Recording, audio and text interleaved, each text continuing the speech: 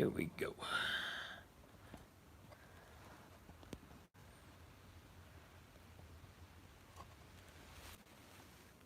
Hey, Dixie. Sorry about that little bump there.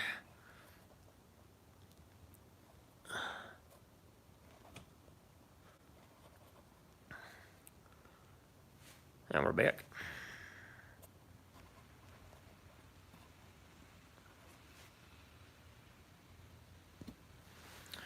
Sound?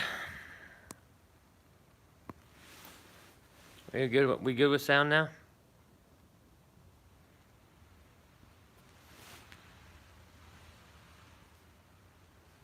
Hey, Rich. Everybody hear me all right? Are we good? Cool. Awesome.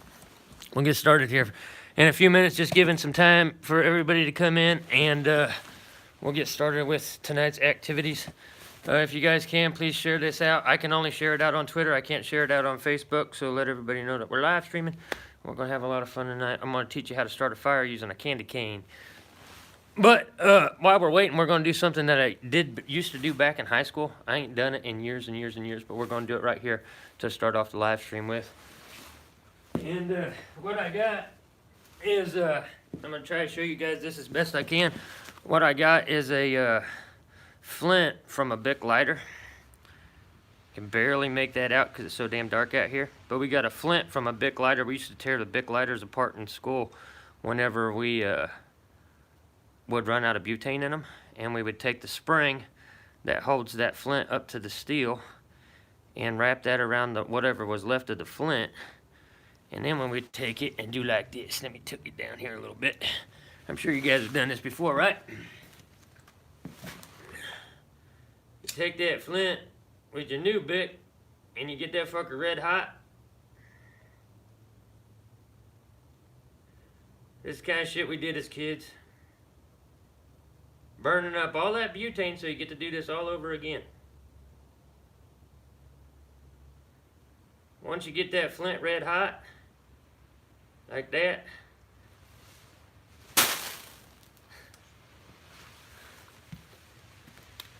that kind of shit is what we did as kids. We have a poll going up in the community section right now of the, yeah, that's just the flint out of a Bic lighter. Sparks that much. And you can actually, like, if you got flint in your area, like you got field flint, you can go out and get a big chunk of flint, heat that thing up red hot, and it'll blow sparks like a firework going off. That spark right there was just a flint out of a Bic lighter. But yeah, we used to do that stuff as kids. We got a poll going up in the community section right now about whether or not you would allow your 3-year-old to play in fire. We're going to talk about that topic tonight because there are some cultures that encourage toddlers to play in fire, and there's a good reason for it. We got a lot of fire stuff going on tonight, just like what you saw right there with that little Bic flint throwing sparks all over the floor. We used to do that stuff in high school all the time, playing around with fire as kids. We're also going to teach you how to start a fire, a bushcraft fire, with a candy cane. That's going to be our big thing here tonight, is we're going to try to start a fire with no spark, just using this candy cane, an unopened candy cane left over from Christmas. I got this out of my cupboard. It was laying there all lonely in the back. So we're going to teach you guys how to start a fire using this candy cane in a survival situation. So that's going to be our big event, whether or not we can start a fire using a candy cane. And we got a lot of other stuff going on too. And we're also going to see what this white magic powder that you guys have been seeing in my videos actually does. So we're going to see this for the first time here tonight too. We'll get all that started, but before we get started with too much anything else, I got a package from Tom Ritter from Deepwoods Bushcraft and Survival, and it was this speaker folding camp stove.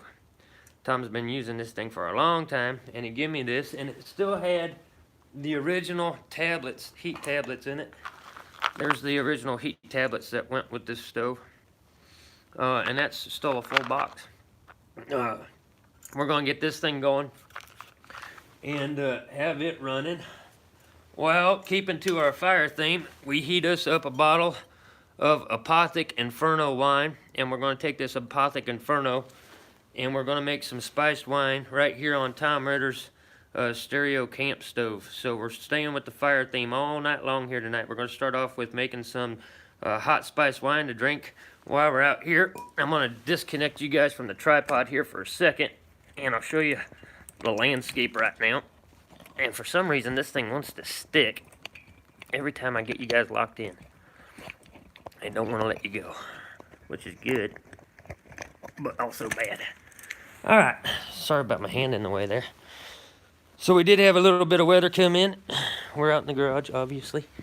We have, god damn, can't make anything out here. We have snow and we have damn near a full moon out there tonight for our live stream.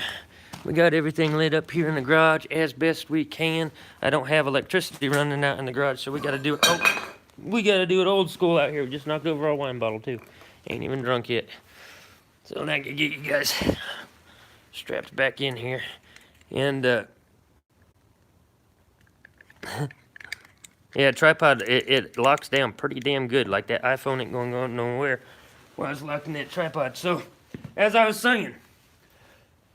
First order of business, since we're out here in the cold tonight, we did get some snow in the past couple of days, is we're going to break open this Apothic Inferno wine, and we're going to make some Huntsman spiced wine right on Tom Ritter's old stereo camp stove. Spiced wine is just wine heated up. It's got cinnamon and clove and all kinds of good stuff in it that keep you warm. And keeping with the food theme, since we're starting off with the wine here tonight, I'm just now opening the wine bottle. Spiced rum. I got spiced rum. I got Oak Heart. Oak Heart's good rum. We're going to drink Apothic Inferno tonight just because it says Inferno on the bottle. And along with the wine, we'll go ahead and mention that after tonight's live stream, I have a whole list of foods that you guys can eat whenever you're out in a wilderness survival situation, or if you're getting ready to go out on a winter overnighter. A list of foods that you guys can eat that will actually raise your metabolic body temperature. So it's going to raise your core temperature if you eat these foods while you're out camping or before you go out on a winter hike. I'll have that list of foods up for you guys in the community section of the channel after the live stream tonight. So you can go in there. I got an article wrote up for you that will tell you some foods that you can eat that raises your natural metabolism, where you get your core temperature up just with the chemical processes in your body. And I got a panel window that breaks down some foods that you can eat to help keep you warm in the wintertime. So it's not just about fire making or anything like that. You can think about biology and how different foods either raise your body temperature by raising your metabolism, or lower your body temperature if you're eating this kind of stuff in the summertime. We're going to crack this bottle of wine open here real quick. We should probably mention that this video is not sponsored by Apothic Wine. Daddy just likes Apothic Wine. So we're cracking this wine bottle open, and then we'll get the fire going in the little camp stove using some Huntsman's fire dip to get that thing started. And then we'll heat us up some wine and throw our spices in there. Bagels actually do raise your metabolism in the woods because it's a carbohydrate. Anything that's high in carbohydrates or root vegetables, potatoes, carrots, things like that will raise your body temperature. Oh, that's good wine. And help keep you warm in the winter. So root vegetables, anything that's high in carbs. There's a couple of proteins that will raise your body temperature, but proteins don't really cause the metabolic change that a carbohydrate does. So. Alright, we got the wine cracked open. I got me a bucket of wood here that we got ready for our fire festivities here tonight. And I'm just going to take my neck knife and a small piece of wood and get some shavings off of it to get this stove going with. I'm just going to shave them off right here onto the floor of the garage. Basically, just making some curls to throw in there. We got the fire dip mixed up, and that stuff burns like a motherfucker. But we got to get some of these some of these pieces of wood that I got broke down into smaller pieces. Get our shit going, and then we'll just feed it in there, and it'll all be good.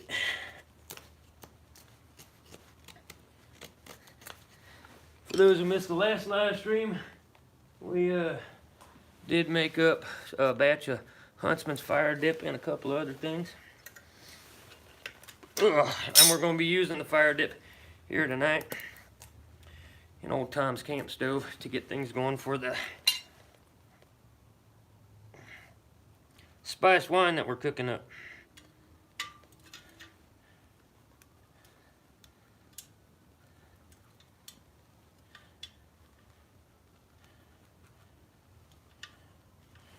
Get my fire dip in there. Give you guys a better view of this here in a second.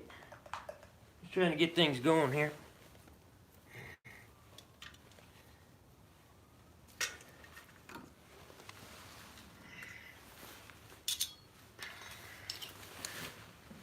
Those of you who caught the beginning of the live stream, where I took that flint and heated it up red hot and threw all those sparks all over the floor, that's basically all you're doing. Let me adjust you here. With ferro rod, everybody out there wants to spark all of their fires with a fucking ferro rod. And the only thing a ferro rod is a Bic lighter stripped down to a flint, basically. And then the striker, the roller on your Bic lighter, is the steel, or the spine of your knife, that you're using to spark the thing. So, using a ferro rod, it's not really a skill because you're just scratching something with the back of your knife. But a ferro rod is nothing but a Bic lighter stripped down into its individual parts, just like I did right here at the beginning of the live stream. So, everybody out there using a ferro rod thinking that they're developing a fire starting skill, you actually de-evolve the process. Like the evolution of the ferro rod, or the flint and steel, is the fucking Bic lighter, which is still just a flint and steel. It's just condensed down into a smaller package. But everybody wants to break it down into its individual pieces, and then do the same fucking thing that a Bic lighter does, but it's more macho whenever you do it with just the pieces, so that's how they do it. We're not going to do that here tonight. We're not going to spark any of these fires with the ferro rod. We're going to spark them with a fucking Bic lighter. So, tilt you guys down here. Hopefully you can see a little bit. We got our stove there sitting up on the log. Got it all ready to go. We're nothing but Huntsman's fire dip in there. So we're going to take our damn Bic lighter. Old Huntsman has to be different than everybody else putting down the ferro rod users.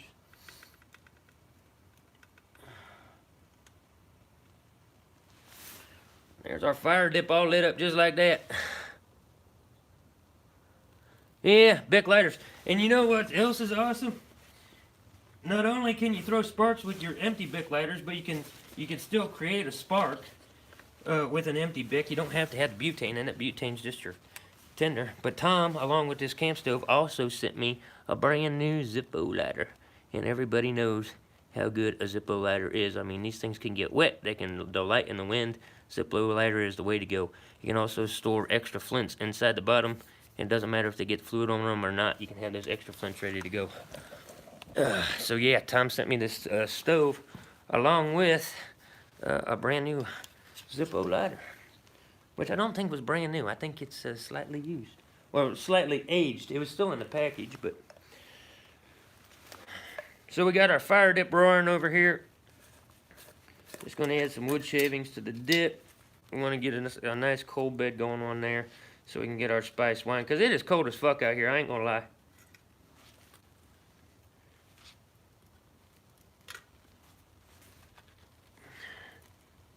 This is actually a fat wood that I'm putting in there. So that roared up pretty fucking good. Couple of minutes, Huntsman's fire dip and a pinch of fat wood, and we are roaring. We can make our damn spiced wine.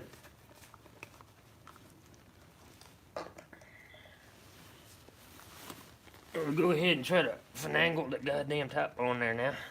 So now that this is going, as it starts burning down, all we have to do is just feed some sticks in there, and we should be good to go. Like that.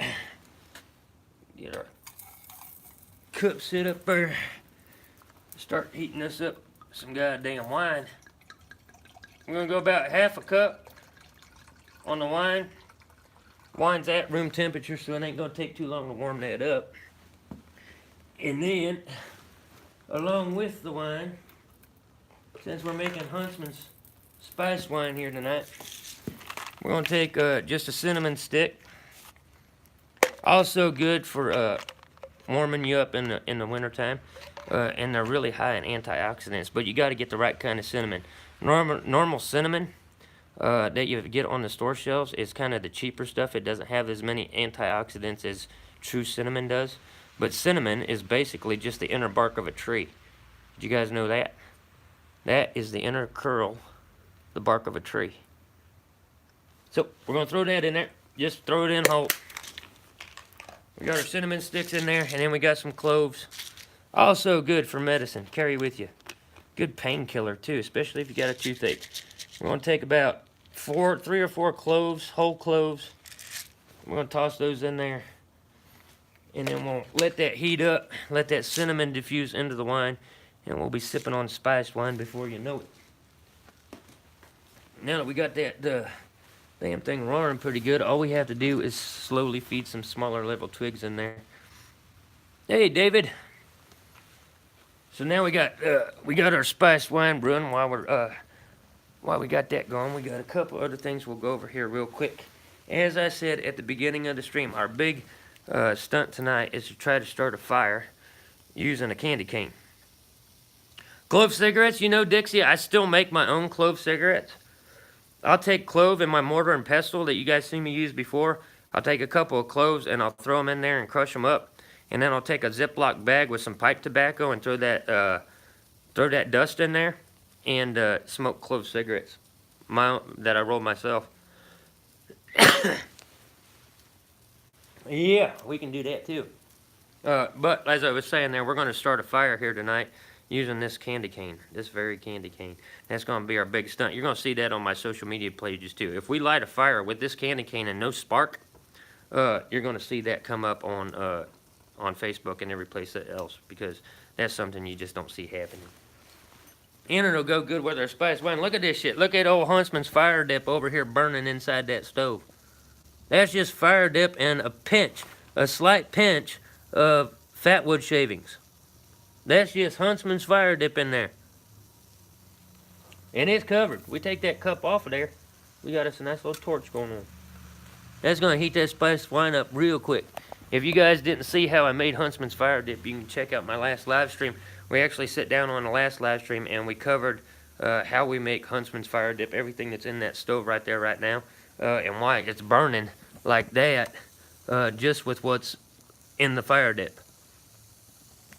So that's pretty cool. We're going to have a little bit bigger fire going here tonight too, because we got some other stuff to do here with our fire making processes. What's in fire dip? Like I said, yeah, we broke it down on the last live stream. It's probably easier just to go there. It's not really a complicated recipe. It's just got one of everything and anything that you can think of. But I think the trick that makes it burn like it's burning now inside this stove is the wax shavings that are in there, as well as everything else. So whenever that wax melts, wax does not burn by itself. It has to be absorbed into something else before it starts burning. So all of the wood that's in that fire dip is turning into a wick. So the wax is burning before the actual wood does. So you basically got 2 fire processes going. The fumes coming off of that wax burn before the flame, the actual plasma gets down to the wood itself, and you get that carbon reaction. Hey, Ranger. Thank you. Hey, yeah, Megan, yeah, seeing me hold a candy cane, that's probably something. But what we're going to do with that candy cane tonight is it will justify Huntsman holding a fucking candy cane up in front of the camera. So we're gonna start off. Like I said, it's cold as hell out here tonight, guys. I got some wood ready to go. We're gonna start off with getting our main fire lit. I'm gonna turn you guys around, and we're gonna get into the process of lighting that main fire. And then we're gonna break down right here on the floor a couple of different fire making methods, and I'm going to try to give you the best view that I can right here in the middle of the night while our spiced wine is getting nice and hot. Look at that. Huntsman fire dip cooking up that spiced wine with the cinnamon stick and clove in it. We might even have to set that off to the side. We don't want all the alcohol burning off of our wine. We just needed to get it hot enough, just like a tea, just to get that cinnamon and clove extract into the wine. Leave that up there just a little bit longer. I can smell that. It's kind of sweet smelling. Alright, let me see what this looks like. I'm going to try to turn the camera around here. And we'll see what this view looks like. I don't know if the tripod's going to get in the way or not. Yeah, a little bit. Let's see if I can adjust you there. So, we got us get this over and change the light. Sorry it's so dark, guys, but it's fucking dark outside. So we're just using, since we're here in the garage tonight, we're just using an old barbecue grill to start our fire with. So I'll get this light set up here a little bit closer so you can see the process that we're going to use to start this fire with. And I do apologize for the tripod being in the way, but that's part of the process. Let's see if we can get that out of the way real quick. It is adjustable. Yeah. A little bit better. We're not too picky, right?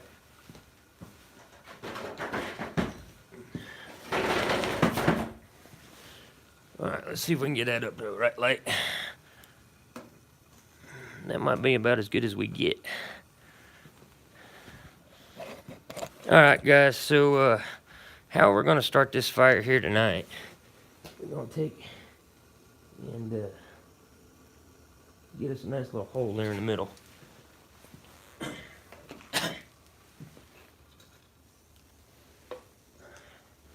We're just going to take a little bit of fat wood and make just the tiniest little nest right there at the center of that.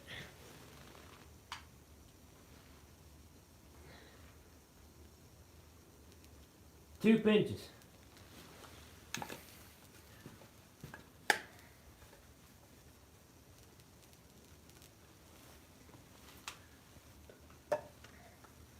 And here's where the fun comes in. This might take a little bit of time, but what we're going to light this up with tonight, this is a bottle. This is our potion bottle of potassium permanganate. We're going to try to light it with this. So we're going to put some of this in there, and then we're going to add in hand sanitizer. So potassium permanganate and hand sanitizer is our first combo. This has the glycerin in it, the glucose in it, that we need to get the potassium burning. If this don't light it, then we'll try something else. So here we go. This does take a few minutes for the process to actually happen. So we're just going to pour some potassium in there right quick. And this stuff burns hot as shit. And then we'll take our hand sanitizer. No spark, guys. This is a chemical fire. And we're just going to take our hand sanitizer and drip that over that potassium and see if we can get this shit to light up.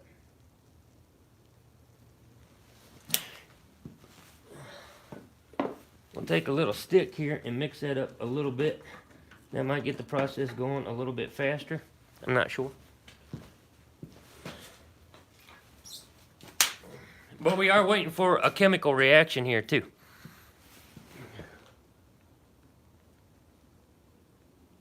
And this is entirely experimental. I have not tested this before the live stream, so everything that you see here tonight is happening for the first time. So all we did was put some wood chips down in there in the center, our potassium permanganate, and then we poured that hand sanitizer over top of it. Now it might take a couple of minutes. It might take up to 10 minutes for that to light. While that's sitting there brewing and we're waiting for it, we can talk about some other stuff.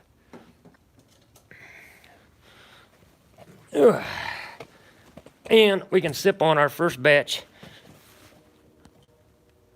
Turn you around here. We can sip on our first batch of spiced wine. So I'm going to keep an eye on that. Again, whenever you're using potassium permanganate to start a fire, you're talking about a chemical reaction. You're not talking about a spark. It's not quick. So it might take a couple of minutes, but it will eventually light up. I don't know if the hand sanitizer is going to work. I've never seen anybody use hand sanitizer. Usually if you're starting a fire with potassium permanganate, you use brake fluid, antifreeze, or just regular table sugar. So we're going to try this a couple of different ways. We got that brewing up right there right now. And then we're going to take some potassium and we're going to lay it out on the floor and we're going to mix it up with a couple of different things and see which one lights up faster. So we'll have our bases down and then we'll pour the potassium on top of it and see which one sparks up faster. Right now I'm going to have my first sip of hot spiced wine. Apothic Inferno, which is aged in bourbon barrels, and everybody knows I love bourbon. And then cinnamon and clove in this wine. Heated up on old Tom Ritter's stereo stove. Ooh, hot wine, hot spiced wine. Thank you, Ranger. It's actually really good. And it's a perfect night for some spiced wine too, let me tell you. Ugh, clove. Forgot the cloves are floating around in there. That happened. Ugh. Thank you, appreciate that. We just getting started. We're gonna have our main fire going. We're trying to wait and see how long this potassium takes to light up. And it might not light up with a hand sanitizer. It might be a dud. But we have other things that'll light that potassium right up like it's nothing. So whenever that starts, the chemical process actually starts, what happens is the glucose breaks down and the potassium mixing with the glucose is what starts the chemical reaction. It'll actually start to smoke and bubble as that glucose is melting. And then the process happens so quickly, the atoms start rubbing together so rapidly that it turns from a liquid straight into plasma. So it goes from a liquid to flame, rather than a liquid to steam.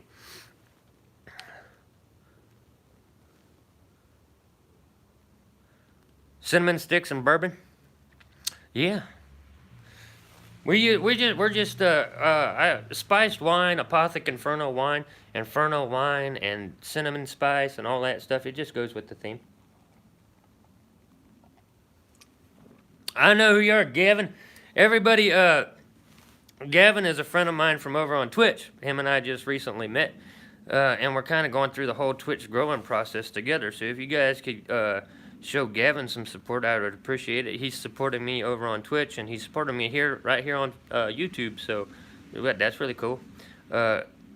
Yeah, Gavin is the first, one of the first friends that I made over there on Twitch as far as meeting new people. Really cool kid. Really enjoy hanging out with him. He puts on some good streams, and he's going to be posting a lot more here on YouTube. So definitely go support Gavin here on YouTube. And if you guys join me over on Twitch, you can probably bump into him over there too. So it's been a few minutes here. I still ain't seeing nothing as far as that potassium goes in our main fire. Next check. We're going to take this block of wood here, and all I'm going to do is basically the same process. I got my potassium here, and we got some regular sugar. So I'm going to take the sugar, pour a little bit of sugar on top of the log here, and then we can just set this down on the floor. Actually, you know what? Rather than using the sugar on this here, we'll go ahead and use our cinnamon stick. How about that? We'll see if we can get this damn cinnamon stick lit up.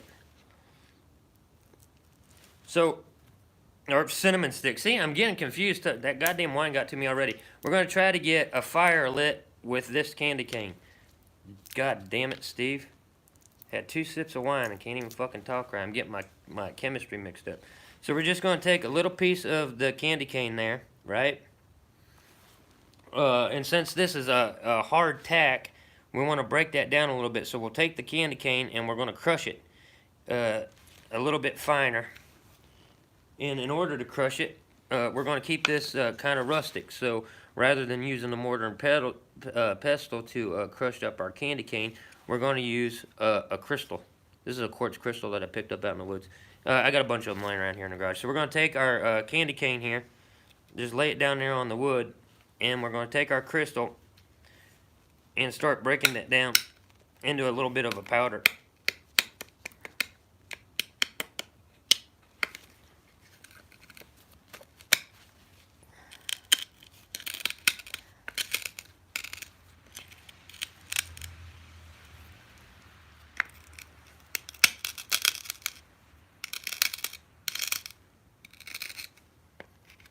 How many people gonna be talking about this old Huntsman over here in his fucking garage sparking a fire out of a damn candy cane? So there we got our candy cane crushed up a little bit finer. There's just candy cane dust. And we're gonna take our potassium and we're gonna pour a little bit of potassium in there. Just like that. And then what we're gonna do is we're gonna grind them together.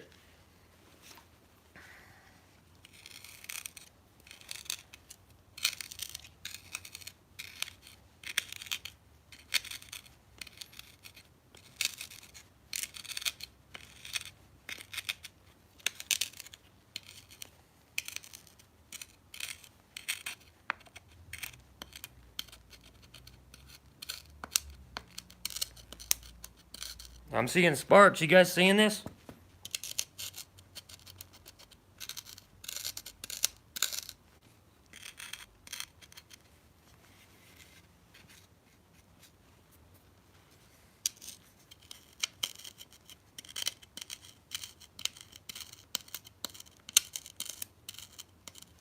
Getting little tiny sparks in there. I'm going to try to angle this a little bit better where we can try to catch those sparks right here on the live stream. And then I can go back later when I'm looking at this and I can slow that down and catch those sparks on film a little bit better. So we're getting sparks off of a candy cane right now.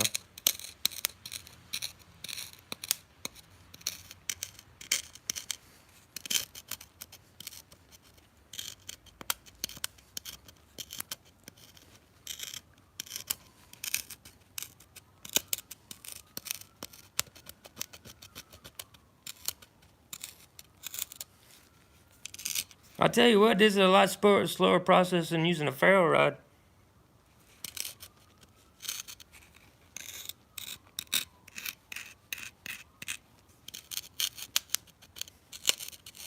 I can hear the sparks.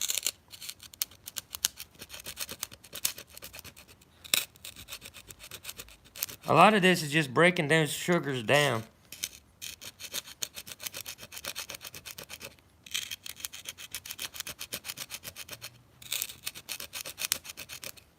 You all picking that audio up?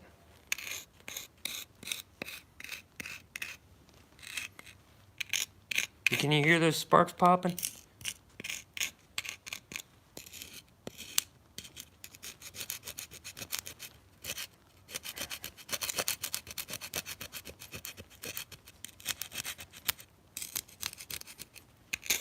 Ooh, I can smell it. It smells weird as hell.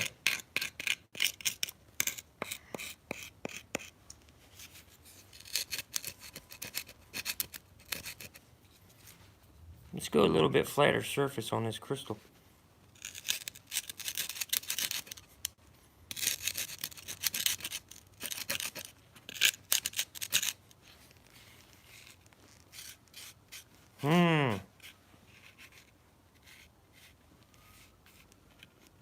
I'm getting a lot of sparks off of it, but we ain't fired up yet.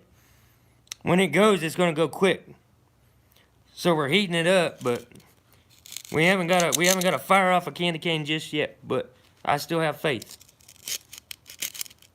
We're getting a lot of spark off of it though. Let me see if I can turn it this way, where I'm rubbing it long ways. There was a spark flew off there.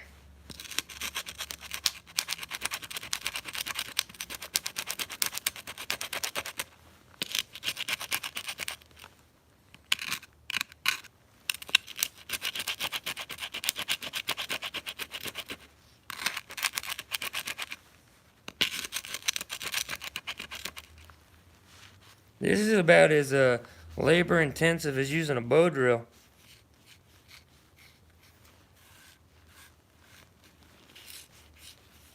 It takes patience to get a bow drill down. There's some guys out there who use a bow drill and it just sparks right up. We're trying to start a fire with a damn candy cane.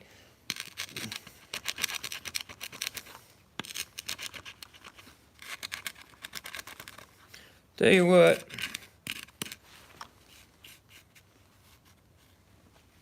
That is going slow as hell. But there's a candy cane the candy cane in there that I crushed up is still fairly coarse. I'm getting some finer stuff in there. Not as happy with the process as I wish I was.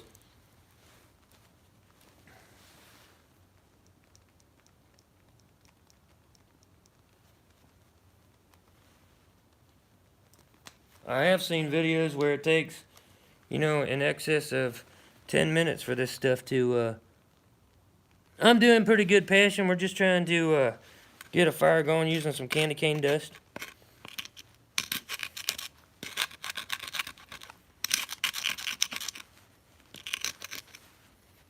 Might help if my stone was a little bit flatter. We're getting sparks, but we ain't got the wood to light yet.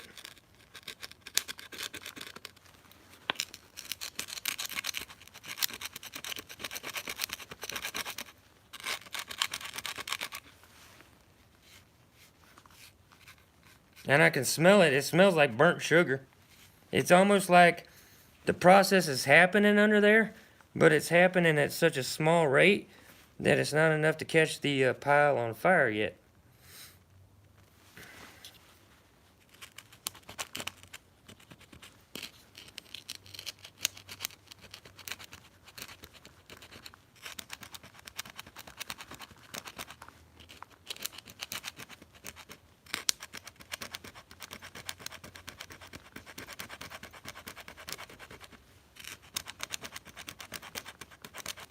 Again, getting sparks.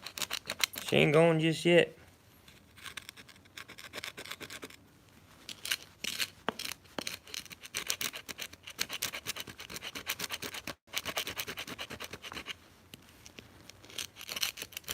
It smells funny too.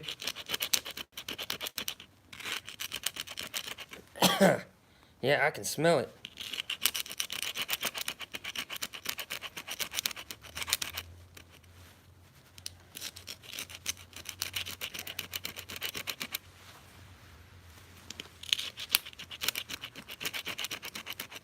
Alright, guys.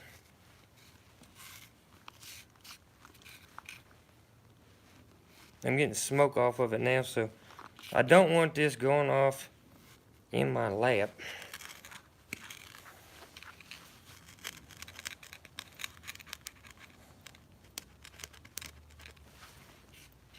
So what we're going to do, we're going to set this down for a minute. We're going to take a look at our other fire here, because I don't see anything happening with it either. Ugh. So we got our sugar and potassium set off to one side. This here has been sitting a little bit longer, but she hasn't went yet. So it doesn't look like the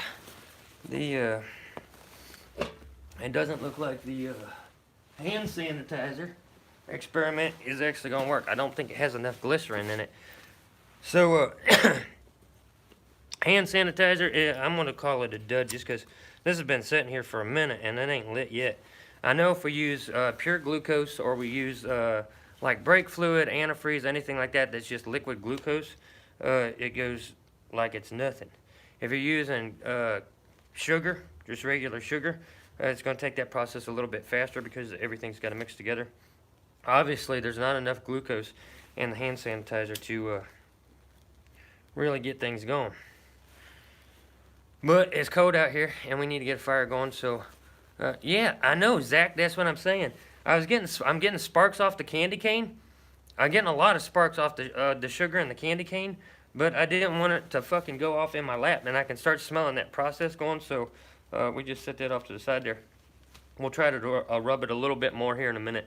Right now, I just want to get the main fire going. So that's what we got going on down here now. That's just fire dip. And just put a pinch of fire dip in there. That's the fire dip burning from the center outward.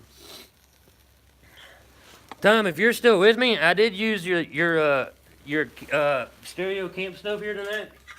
We put through some fire dip in the stove and made up some hot spiced wine, which I got to get over here to drinking.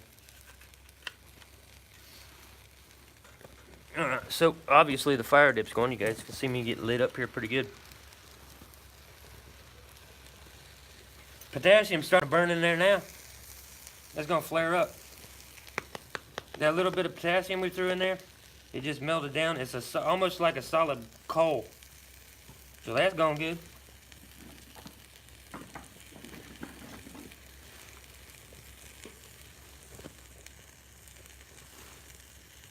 Ooh, a little bit warmer.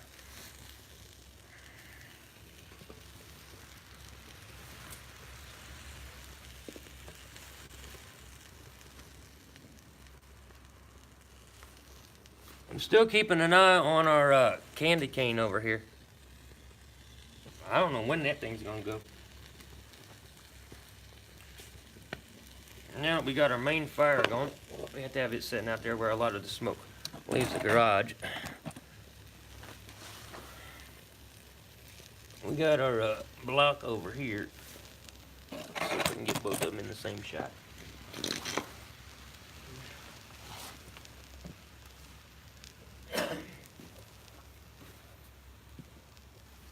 See if we can rub this out a little bit more. Again, I might have gone faster if I was using a smooth stone, but gotta use what's available. Sparking a lot more easier. There we go. You guys see it? Candy cane fire using a rock. You guys caught that, right? Yeah. We just lit a fire with a candy cane. There it went. It just took it a second to mix together. But there's our candy cane fire. So you guys saw that right here. Use a damn candy cane to start a fire on that log. It took us a second, but we did it, damn it. We're gonna try that one more time. And it smells like burnt sugar too. Alright, so yeah, we just started a fire right here. We just started a fire right here on the old Huntsman live stream using a fucking candy cane. We're going to do that one more time a little bit later in the show. Tweet this out. Share it on Facebook. Tell everybody that Huntsman over here just started a fire in his garage using a candy cane.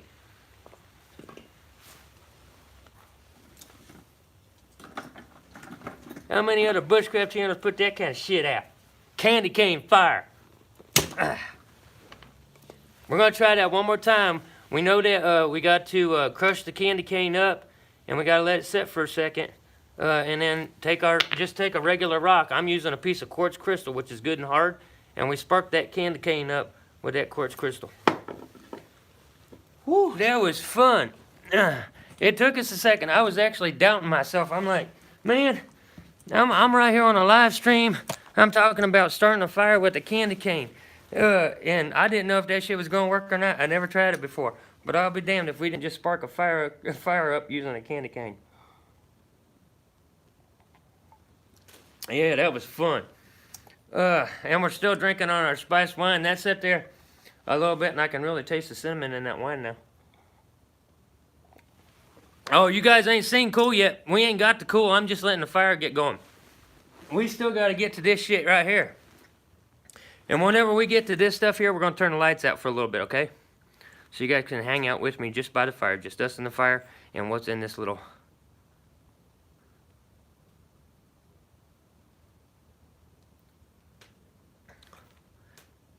Can't see anything except the bottle. Everybody see me all right now? Did something happen whenever we moved? I thought we was lit up okay.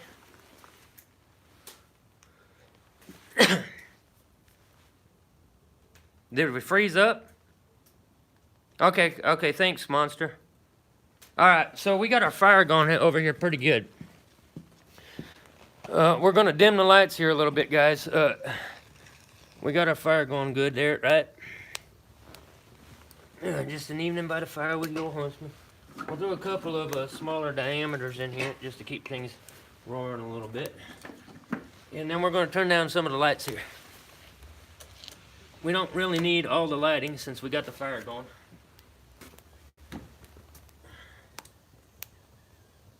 There we go. We'll leave one on. But I'm going to show you, right now I'm going to show you what we keep in this white bottle. So this is the first time you're going to see Huntsman's Magic bottle mix happening inside this fire, okay? And you just take a little bit, pour it out on my hand.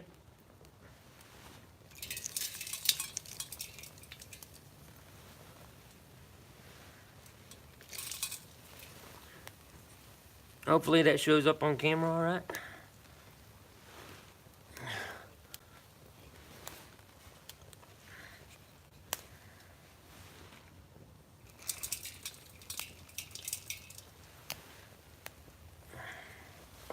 All right, let's back it up here a little bit. Ooh, it's a little smoky.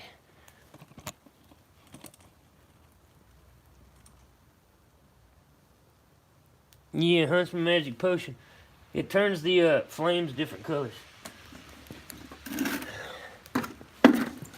It might work a little bit better once we get a bigger coal bed going on in there.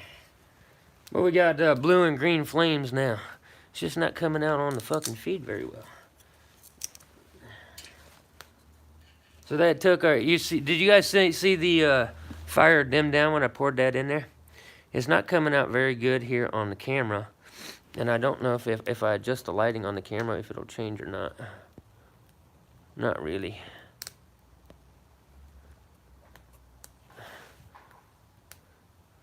Oh, Rocky, I already flipped my deck. That's how we got most of this shit started. Except for lighting the fire with the candy cane.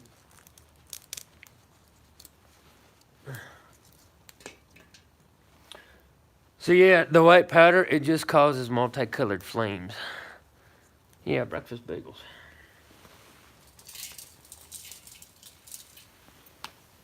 There, it turned green. That's it, now you can see it, god damn it.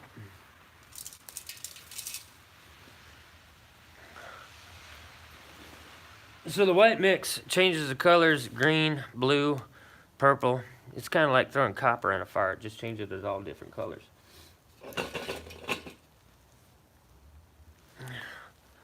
Now we got our green flame going on there. Ugh.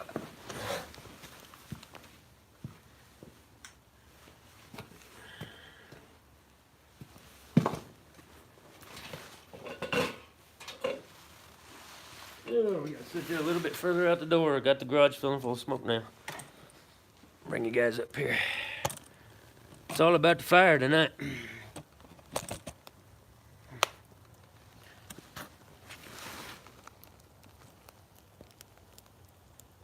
How about that? We'll go with that view for a little bit. So you can see the different colored flames coming up in there.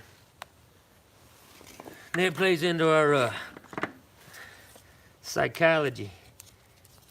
We'll get into that topic here in a little bit.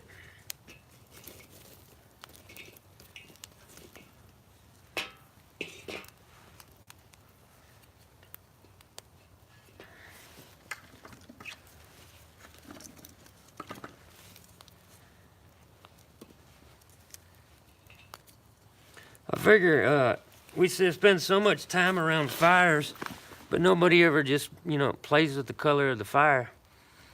We spend so much time out in the woods, or just like I'm doing now, just hanging out, trying to enjoy a fire. And there's a bunch of fucking mixes out there. You guys can get your ready-made mixes.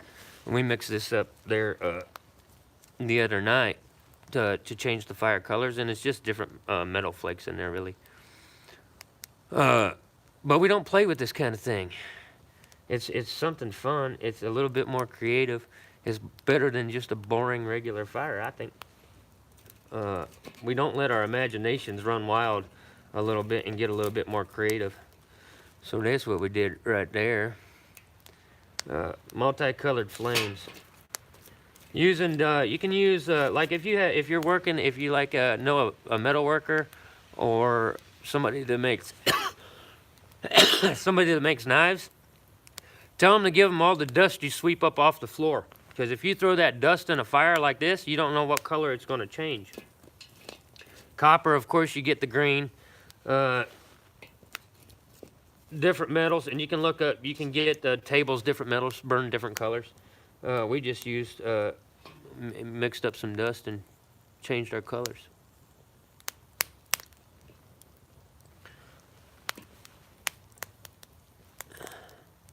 We're going to let it burn for a minute. I'm going to finish my wine while we're sitting here just watching the fire, guys.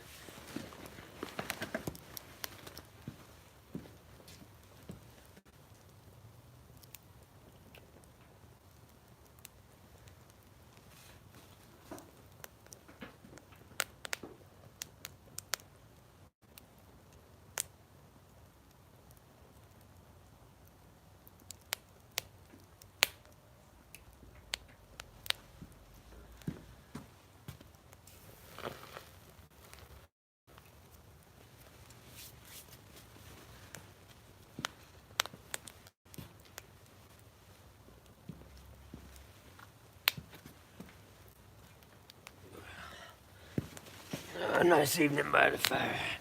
Got our spiced wine here going too, so we'll finish off this cup. And then what we're going to try to do is we're going to try to start one more time. We're going to set up to don't melt your camera. The camera's, I actually got you zoomed in. So you're actually a good distance away. If we zoom back out, you're a good distance away. I just zoomed it in so you guys could see the fire a little bit better. So, like I was saying there, Tom, we're going to do that one more time. We're going to take a piece of candy cane, and I'm going to do that one more time here on the live stream. So we're going to light another fire on that log. We'll just turn it around. We'll light another fire using a candy cane. That color mix that we got in there right now, where you're seeing those blue and green and purple flames, that will go on and off for about 2-3 hours.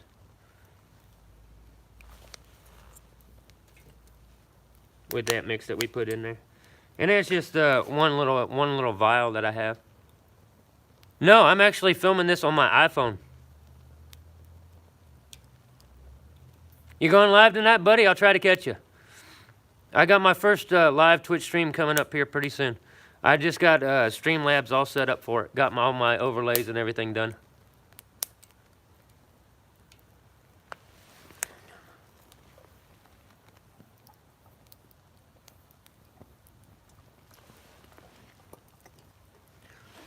Man, I wish the camera was picking up the kind of colors that I'm seeing here in person.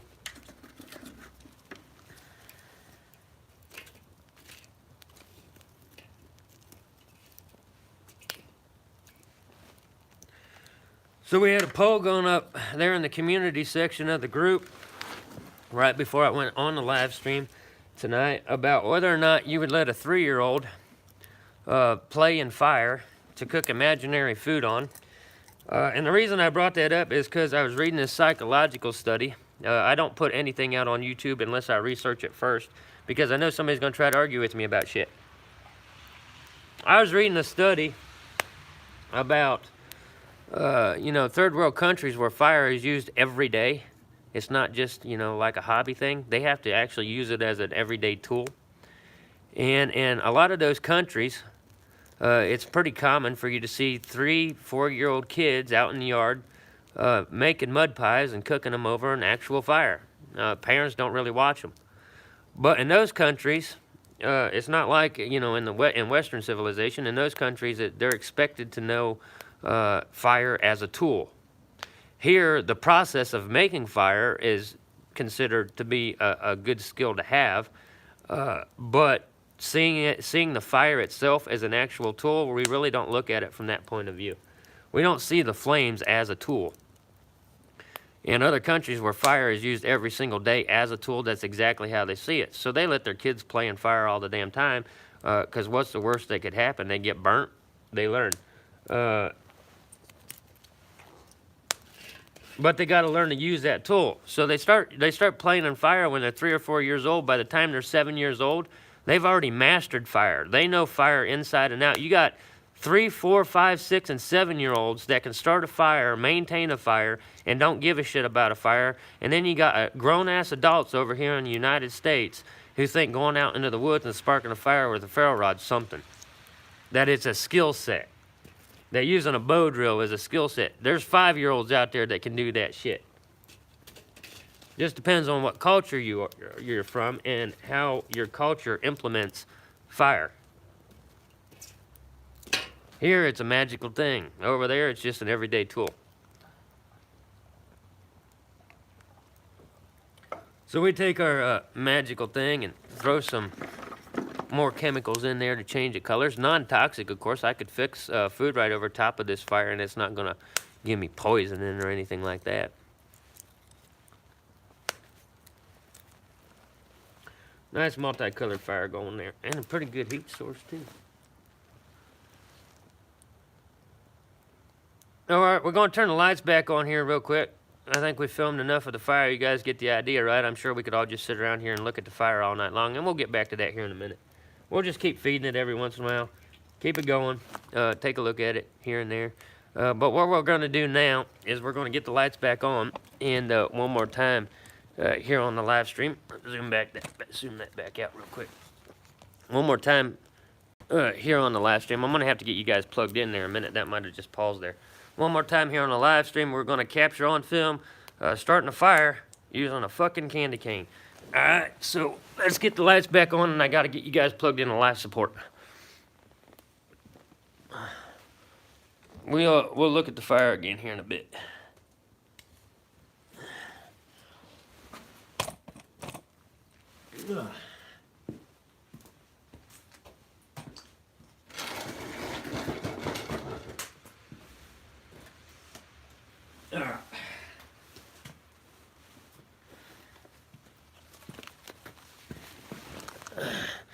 Just like whenever I'm filming out in the woods, I don't have electricity running to my garage, so we're going to use the same rig that I use whenever I'm out in the woods, which is the hotspot and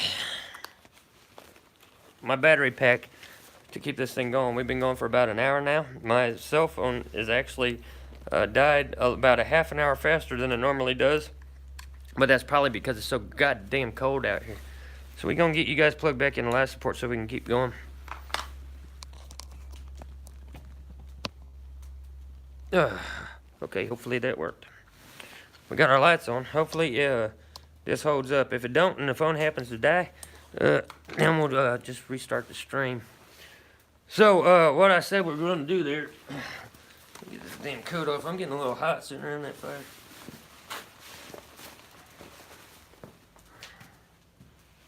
Take one of them off. I did layer up for being out here. I wasn't dumb about it. Try to brighten this up over here a little bit better. We'll get our block here. So there's the remnants of our candy cane fire. And we're just going to turn this block over, and we're going to do this one more time right here on the live stream. Light a fire with a candy cane, okay?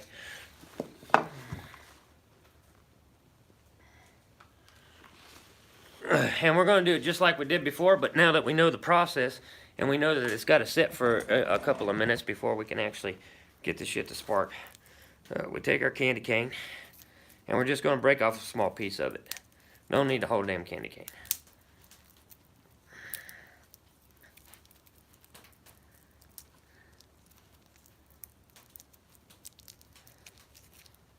That piece there should be big enough, right? So we'll take that piece of candy cane, and we're going to, what'd I do with my stone? Oh, there it is. I'm going to take this piece of candy cane here, and I'm just going to start grinding it up on the board, just like we did earlier. We just know it's, we know the process now. We never done it before, so we're going to try it here again. So now that we know the process, we're going to take our piece of candy cane here, and we're going to break it up, and then we're going to pour our potassium on top of it and get this thing lit up.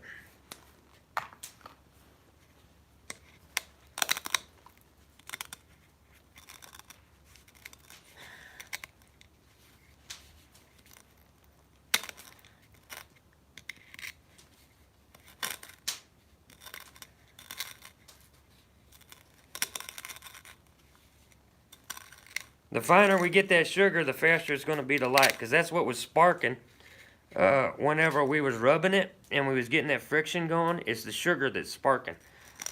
So the finer it is, the easier it's going to be to rub on the board and cause that spark that gets everything going.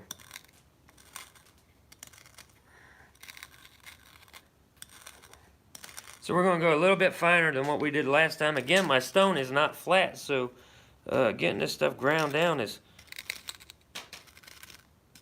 a little bit of a process, but that's alright.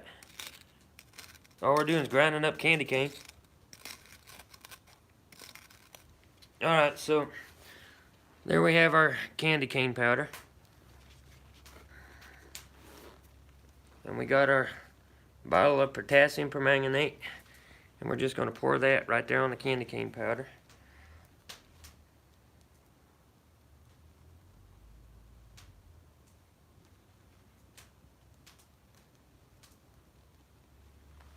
Just like that. So there's our potassium on top of the candy cane powder. Got that? And we mix that together a little bit.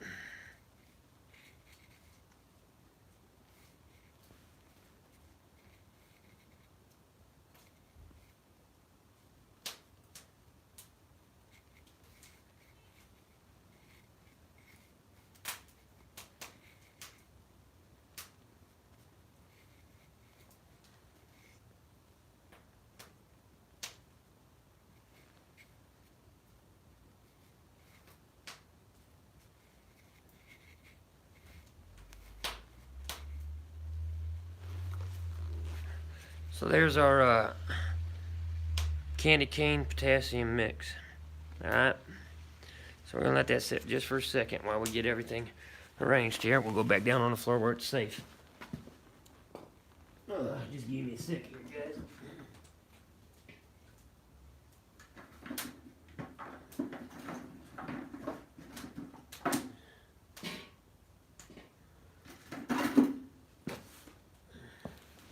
We got our quartz crystal here.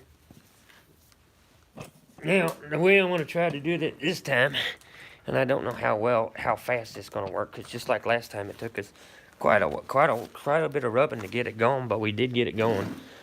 What I want to try to do is to get the camera angle just right and the lighting just right, where you guys can see the block real good and see this candy cane spark up right here on the live stream. So we got our block right here. We'll bring our light down here over this way where we can see a little bit better. That's pretty good, right? You guys see that all right? And then all I'm going to do is take this quartz crystal and rub that candy cane until it sparks into a fire. Now, last time we did this, it took us a minute, but we did get it to spark into a fire. Hopefully, with grinding the candy cane down a little bit finer this time, it'll spark up a little bit easier. We'll see what happens. And hopefully from, if we get the right angle on this, I can go to that side and rub it, maybe. Get the right angle on it, we'll catch some of the sparks here on the stream too. Maybe if we turn it this way. And then I go on this side where I'm rubbing it toward you guys, maybe we can catch some sparks on film. So get the flattest part of the stone that I got, I guess, and we'll try to spark this candy cane into a fire right here on this board.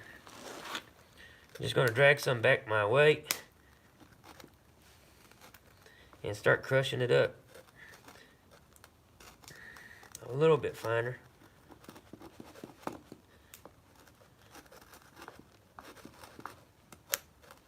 See, I already heard a spark. I can hear it pop, but it takes a minute.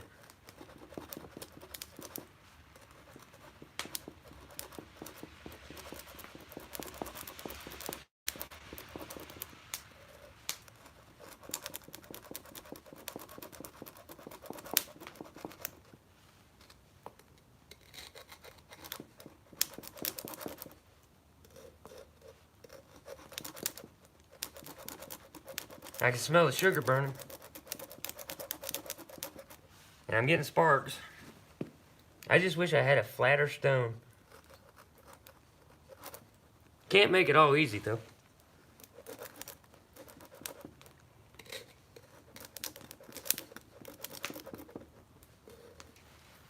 Oh, hand's cramping up. Maybe I should have got a bigger stone too. Maybe I'm just getting old. Oh, that was close. We almost had it.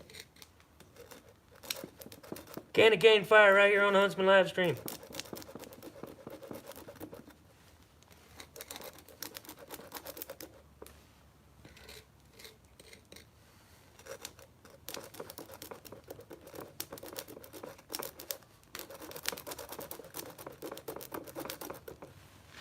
Seeing those sparks and it's not going, it just, even this early in the process, it's frustrating. Because I know it's right there.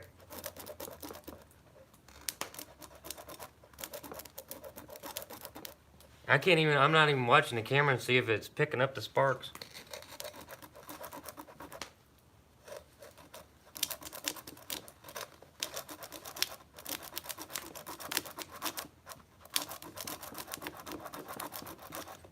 Oh, come on. Oh, there we go. We got a spark. And it fizzled out on me. I had a spark and it fizzled out on me. Damn.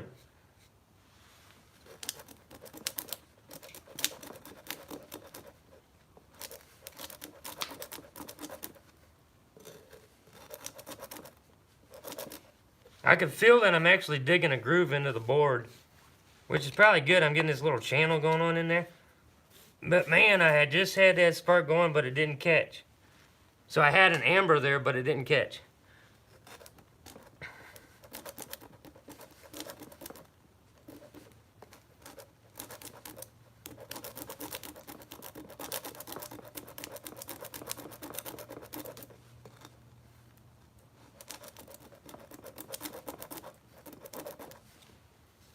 Whew, this is a process. I think bow drill's faster.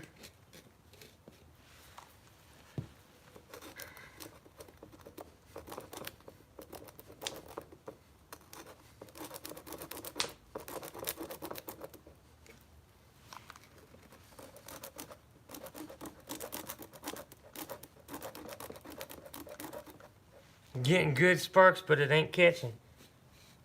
The same thing happened the last time. We let it set for a couple minutes, come back to rubbing it, and it lit right up.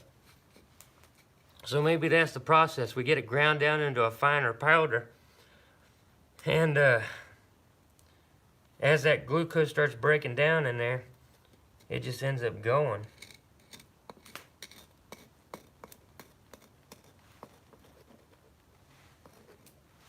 Now, a lot of what I'm doing here is friction.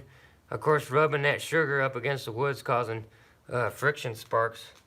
If I was to look at this in the complete dark, I might see some micro sparks happening just from the chemical reaction itself, but it's not enough to actually get the pile started. We only let this sit for a couple of minutes the last time before we was able to spark it right up. While I'm doing that, I'm trying to keep my main fire going. Some more wood on there. See if we can light this.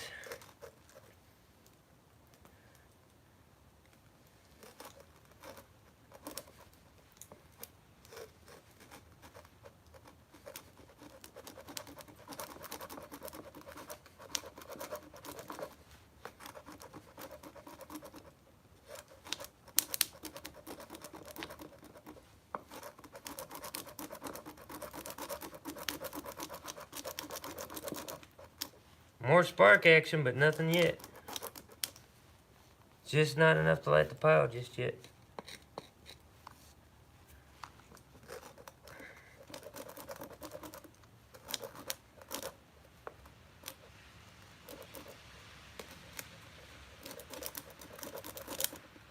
Oh, that was close. I had it.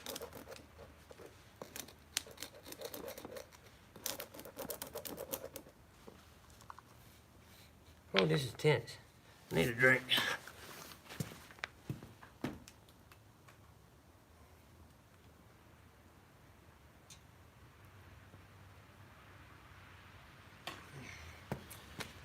Alright, let's keep going with it.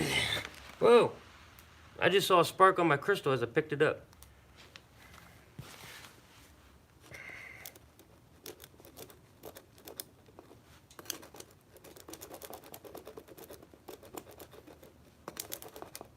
Come on, damn it.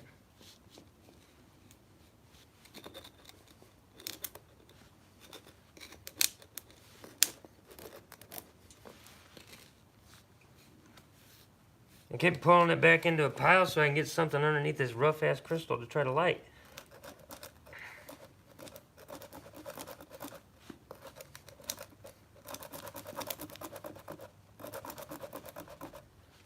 Might be better if my board was a little bit wider.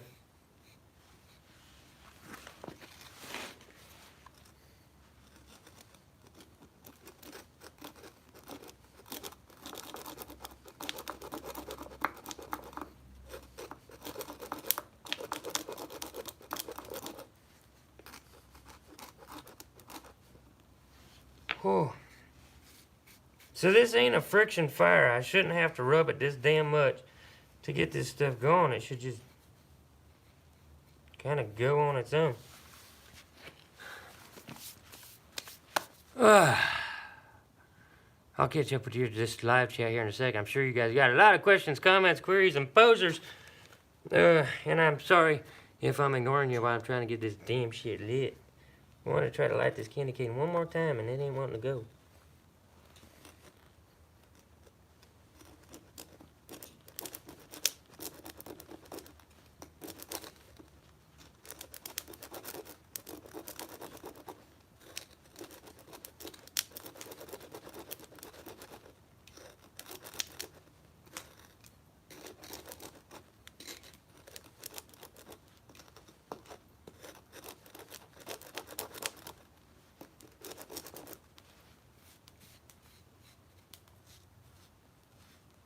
I guess it's not the most dependable process. Whew. My hand's cramping up from this shit.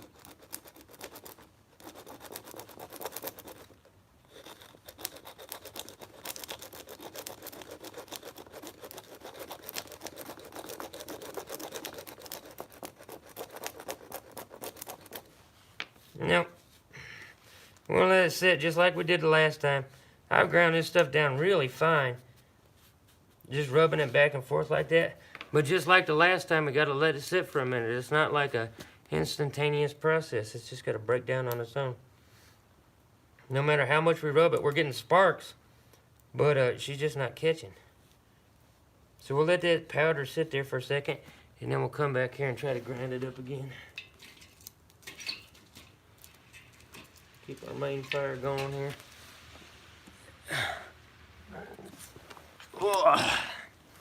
I'll sit down and ignore the fire for a second and just spend some time with you guys.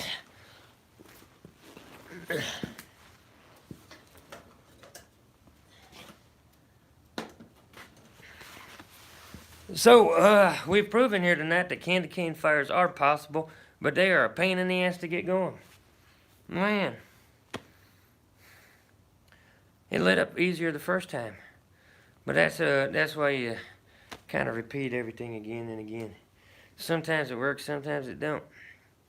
But it's the sugar in the candy cane that's the secret. Sugar's what's causing the sparks, and once sugar starts burning, it actually burns really hot. Oh. So we started ourselves a candy cane fire here tonight. We did the experiment to see if we could get potassium and hand sanitizer to light, which did not work out. I'm sure that if I just let it set for probably 10-15 minutes, it might light, but what the fuck ever, we ain't got that kind of time because it's cold shit out here. Now we're eating the leftover candy cane. Huntsman's fire dip worked really good in the stove time. Heated up our spiced wine really well. So we're gonna clean that out right quick.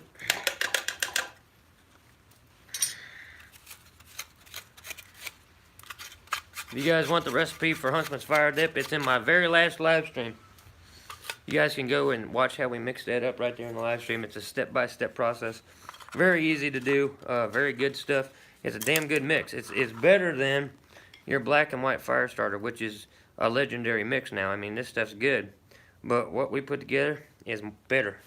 It's got a little bit more to it, though. So, yeah, time right here on the live stream tonight, we did use the stove to make my spice wine, which was Apothic Inferno, which is red wine aged in bourbon barrels.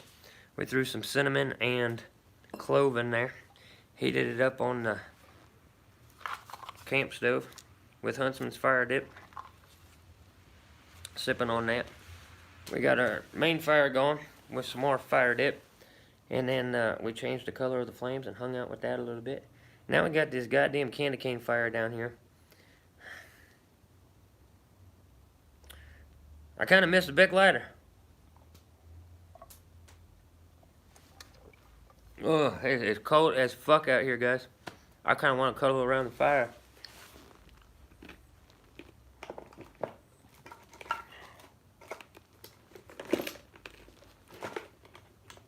One of these days,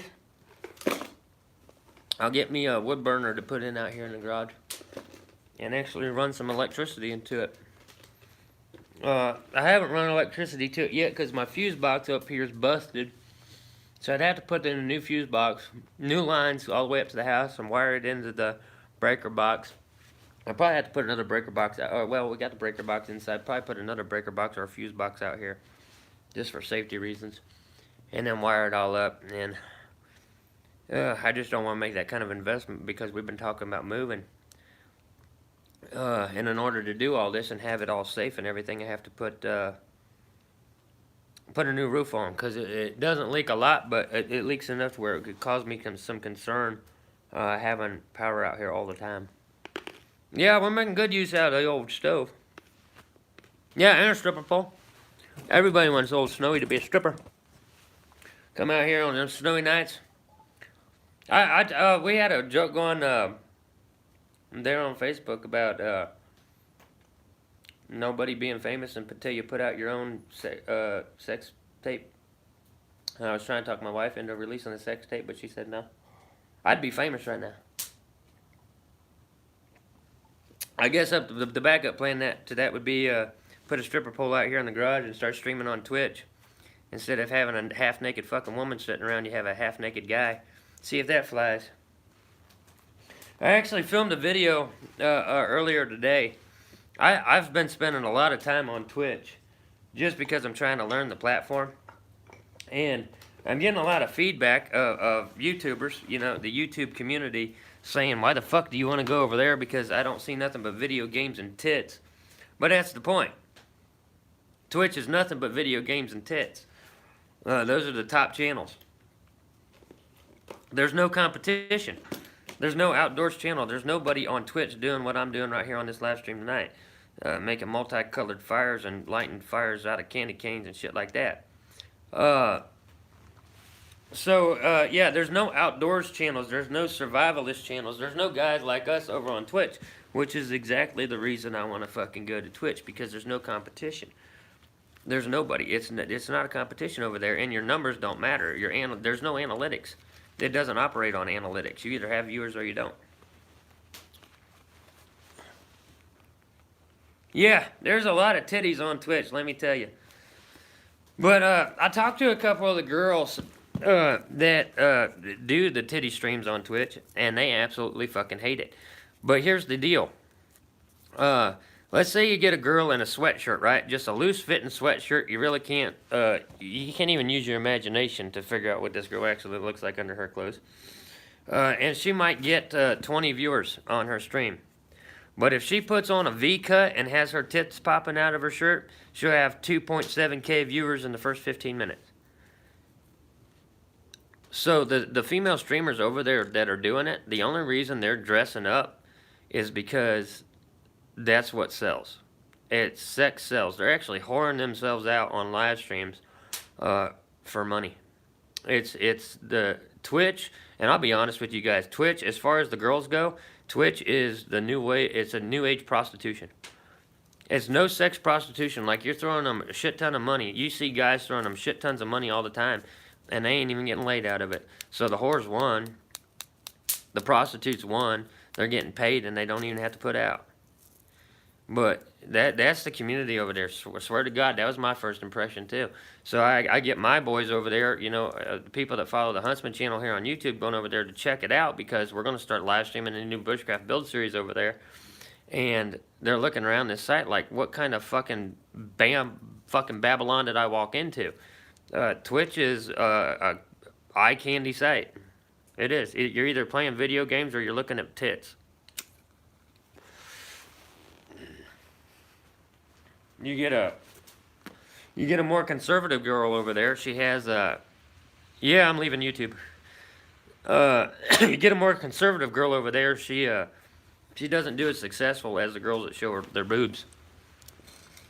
But I do have a couple of old YouTube friends before years. I'm talking years before I ever thought about starting a channel. I followed vloggers here on YouTube, and I made good friends with them, and then they just stopped uploading to YouTube and disappeared, and like, we just like friends, man, we just drifted apart, and I didn't see them, didn't talk to them no more. They just stopped uploading, and that was the end of it. Then I go over to Twitch, and there they are. So I've been, and that's where I spent a lot of the past couple of weeks, guys, is over on Twitch. And it's not working, it's not filming, it's not streaming. I'm just hanging out with old YouTube friends that I lost track of. We're just trying to catch up. So, yeah, a couple of my favorite YouTubers from way back in the day, years ago, are over there live streaming on Twitch now. So I sort of followed them. I love hanging out with them. They're great people to hang out with. And as far as YouTube is concerned, they've already past the mark. They've already reached the YouTube destiny. The destiny for all YouTubers. They've already hit it. Your channel grows to a certain point, and you have a couple of years of success. But the people that I talk to over on Twitch that are former YouTubers, they've been YouTubers for a decade. So here, and this is coming from completely different people. Here's the YouTube process. They'll make you spend years building your channel. You have a couple of years of success, your high point, where it's actually profitable for you and everything's going the way that you dreamed, and you're getting the golden play button and all this other shit in the mail.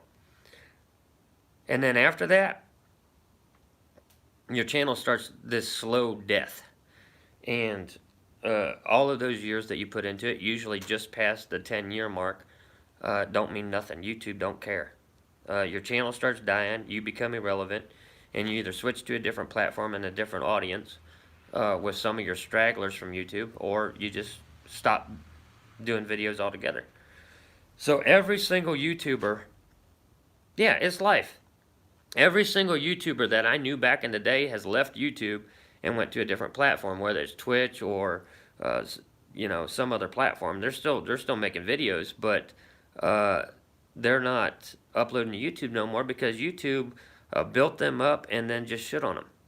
Like, we'll give you 10 good years. And 7 of those 10 good years you're going to spend struggling to build your channel on the platform. Then you have 3 good years of success. And then after that, it doesn't matter how many subscribers you build up over the years, or what kind of content you put out, what kind of changes you've made trying to keep up with the algorithm or any of that shit. You got maybe 10, 11 good years on YouTube, and then it's over. And nobody gives a shit. Google does not give a shit, because you've already been replaced by 1,000 new people that are coming in with stars in their eyes thinking they're going to be a big YouTuber. You know, the people that I was watching 10 years ago have left the platform and they're streaming someplace else. Then I come into the scene. I'm the guy that replaced those guys. And I'm building my channel. We got almost 10,000 subs now. You know, it's been a hell of a run. We're only 3 years into it. But they're telling me. And people from different parts of the world, different styles of content on YouTube, they're all telling me the same thing. You got 10 years. After that, you either switch platforms or YouTube will just flush you down the toilet because you've already been replaced by the next big thing. And I mentioned that. You know how I go off the rails sometimes. I mentioned that in a previous live stream.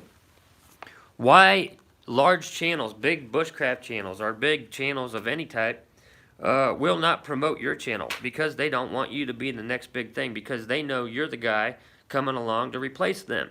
And the faster you do that, the faster they either have to switch platforms or they just lose their livelihood.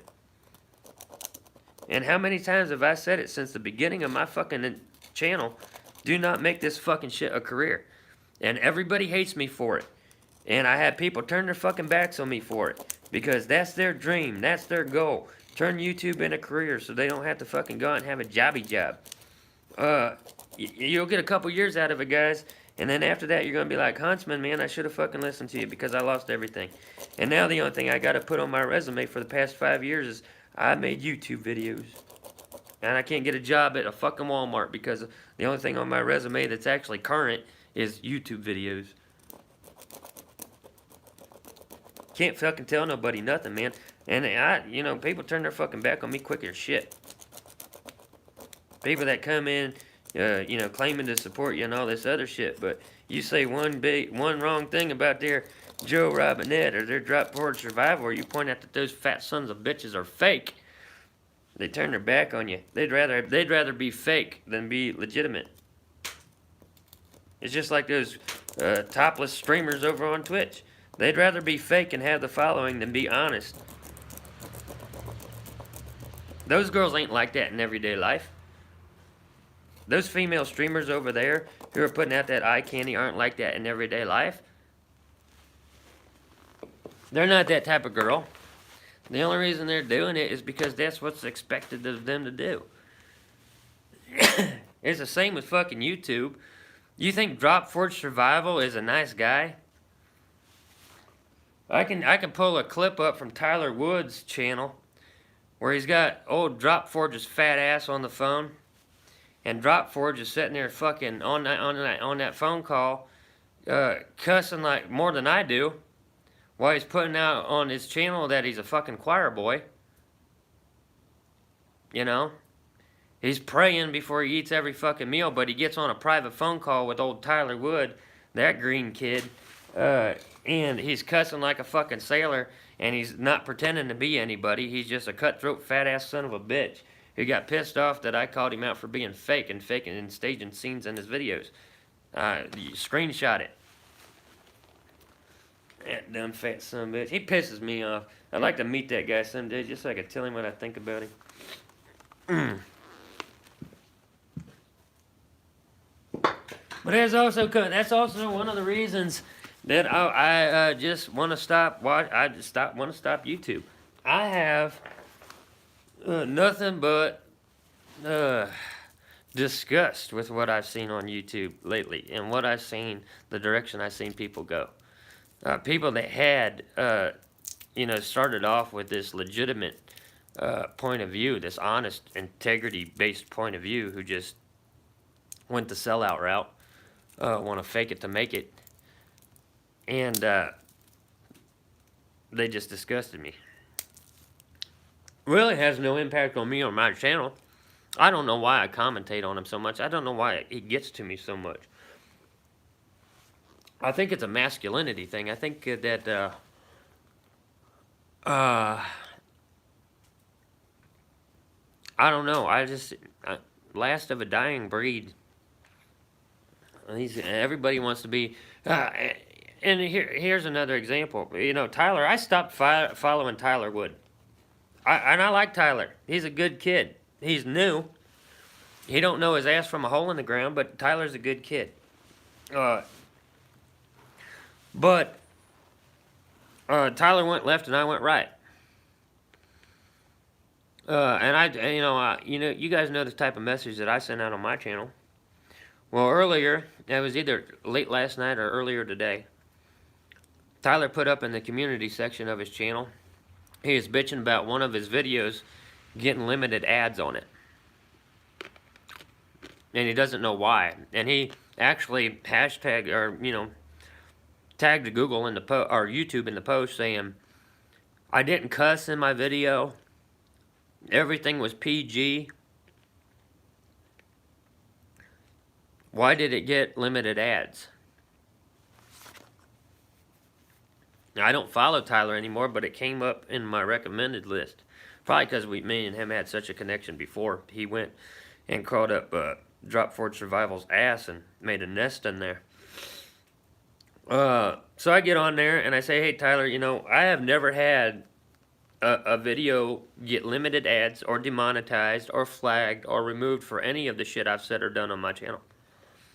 YouTube and the AI that goes through and sorts all that shit out, they don't give a fuck if you're PG or not. They really don't. They don't give a fuck if you cuss in your videos. I got one hell. I get paid good for cussing in videos. As far as YouTube money's concerned, I get paid good for my character and content on YouTube. I do say shit a lot. I cuss a lot. But I've never been demonetized for it. I've never had limited ads for it. What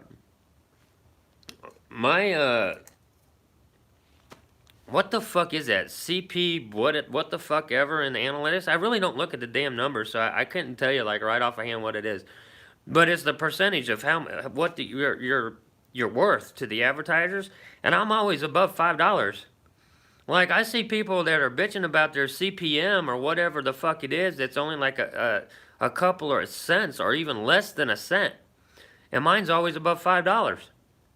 How the fuck is that possible? Like these PG guys out there who think that if you don't cuss and you don't do what Huntsman does in your videos that you're going to be successful on YouTube are going down the shitter, and my channel does just fine and I get spikes in my analytics when I don't upload. So they can't argue that the PG route is the way to go because they're getting demonetized or limited ads and old Huntsman's over here making bank. And of course, we, you know, that all goes away, and we plant trees with it and shit like that. I mean, I'm not going to get rich on YouTube. I ain't trying to. But if we want to talk numbers, old Huntsman's got the fucking numbers, and Huntsman cusses like a goddamn sailor, drinking wine straight out of the bottle. Dipping and smoking and cussing and waving axes and knives and saws and everything around. 134 subscribers, that's pretty good. You know, I had my first 100 subscribers before I released my first video, and that was just working over social media. You have to have a marketing mindset. You have to plug yourself. You have to be a shameless self-promoter. And don't let anybody fucking tell you any different. Oh, you're just here promoting your fucking YouTube channel. Yeah. So go follow it, you dumb motherfucker, and quit bitching. You might learn something. I'll teach you something your daddy didn't teach you. You gotta work over social media. You gotta work Facebook, Twitter, Instagram. Plug your fucking channel everywhere you can. Get on Reddit. Get on the Bushcraft forum on Reddit. Tell them old Huntsman sent you. You're gonna start posting some fucking videos over there. Get your name out there. You gotta self-promote. There ain't nobody else gonna shout you out. I try to. Like, I try to help people out. I'll give them a shout out. I don't care. It ain't interrupting the flow of my day shouting people out. You know? It ain't hurting my channel any. Frontier Survival. Everybody go subscribe to Frontier Survival. Whenever I get done with the live stream, I'll go to Frontier Survivor's channel and I'll leave a link to his channel down in the description of this video, so you don't actually have to put some fucking effort into it. All you do is click on the link, subscribe to his channel, get him up to 500 or get him up to 1,000 subscribers. That way he can monetize and pay taxes on YouTube like the rest of us do. Because that's what happens after you get monetized on YouTube. You have to pay taxes, self-employment taxes on this shit. So the more money you make, the more you're going to owe at the end of the year. And that money comes out of your jobby job. So everybody out there trying to, make it on YouTube, just remember, if you have a day job, your tax return is going to go to pay for the taxes you owe from YouTube. Oh shit, Huntsman's smoking and drinking on a fucking live stream. I might get limited ads on this video. I better wave my knife around a little bit too, see if that works. See if Tyler was right. If waving a weapon around on a live stream gets limited ads on it. So there, we waved a knife around. We're drinking alcohol, lighting fires with candy canes, and smoking cigarettes. Cussing like a motherfucker right here on the live stream. I guarantee you, I don't get limited ads on this live stream. Never have, never fucking will. My trolls ought to hit that flag a little bit more often to start reporting my ass. I'm going to be leaving YouTube anyway. Like, my primary platform is going to be Twitch come March. So I don't give a fuck. Go ahead, flag me. Hit that thumbs down.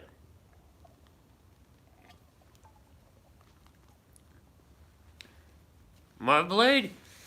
Ugh, you've seen this up close, Tom. You know who made that blade.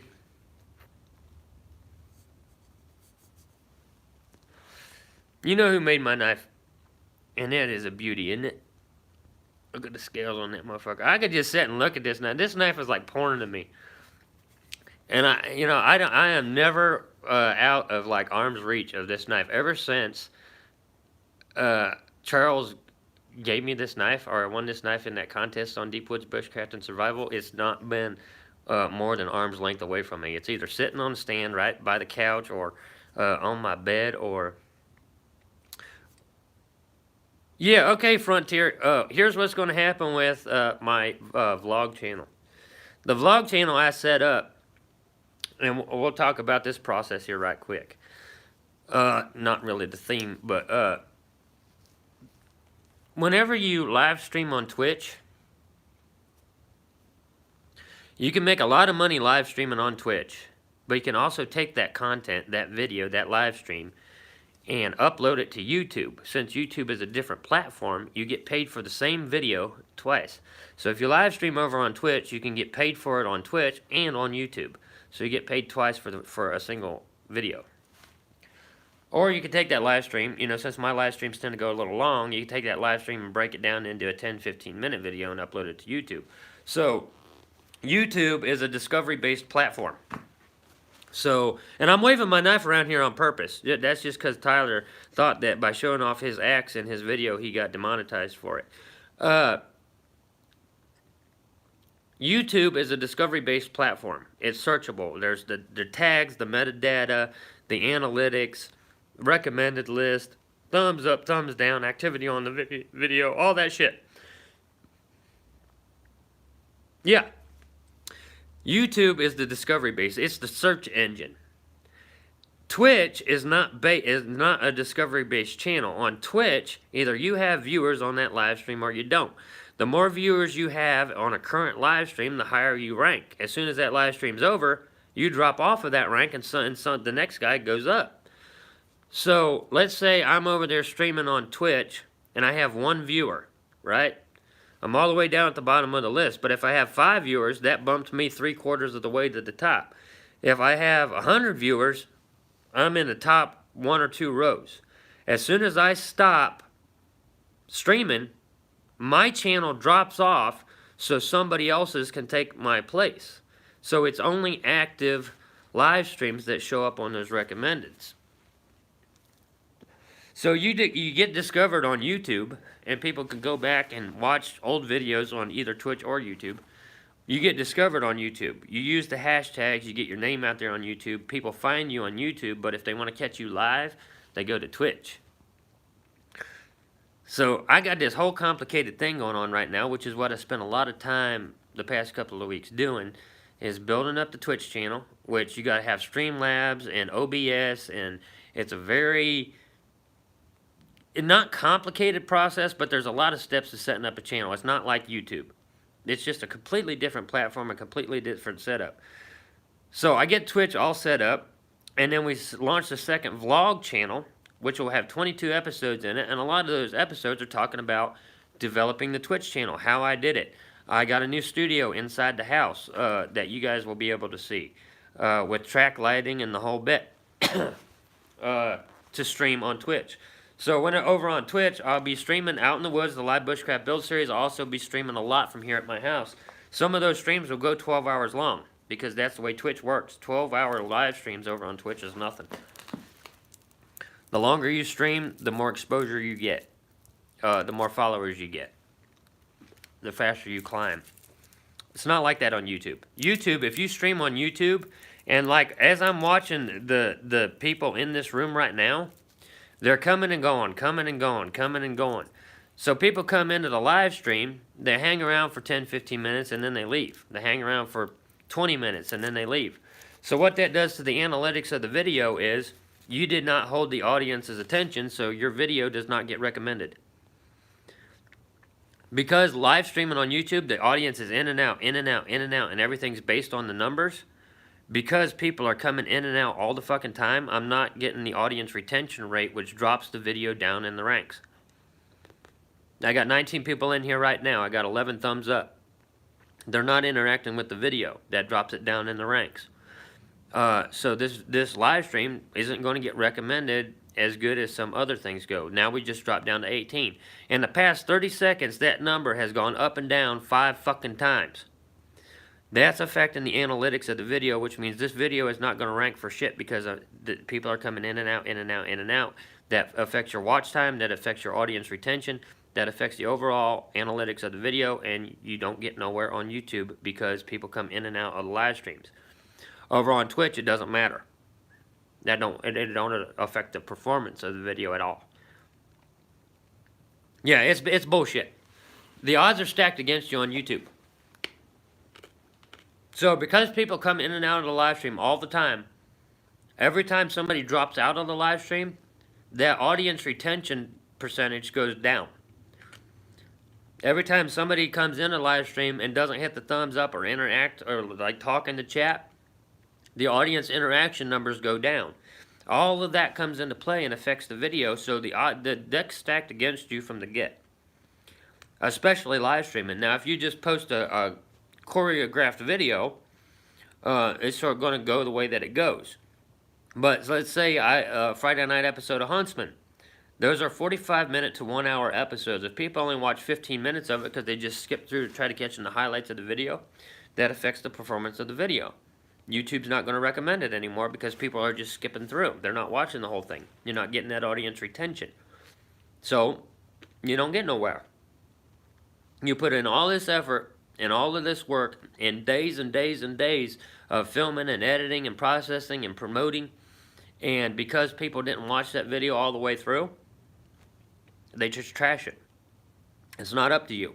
It's not up to how many thumbs up you get. That's why Joe Robinette, with over 1 million subscribers, only gets 200,000 views.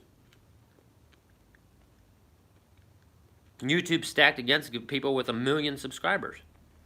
How do you have 1 million subscribers but only glean 200,000 views, and most of those views are not from your subscriber base? YouTube is shit.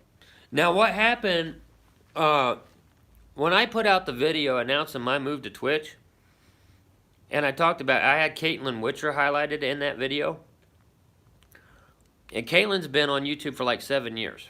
So she's to the point now where her channel's dying. She's going through the process of her channel dying, and no matter what she does or how much she uploads, the analytics keep going down.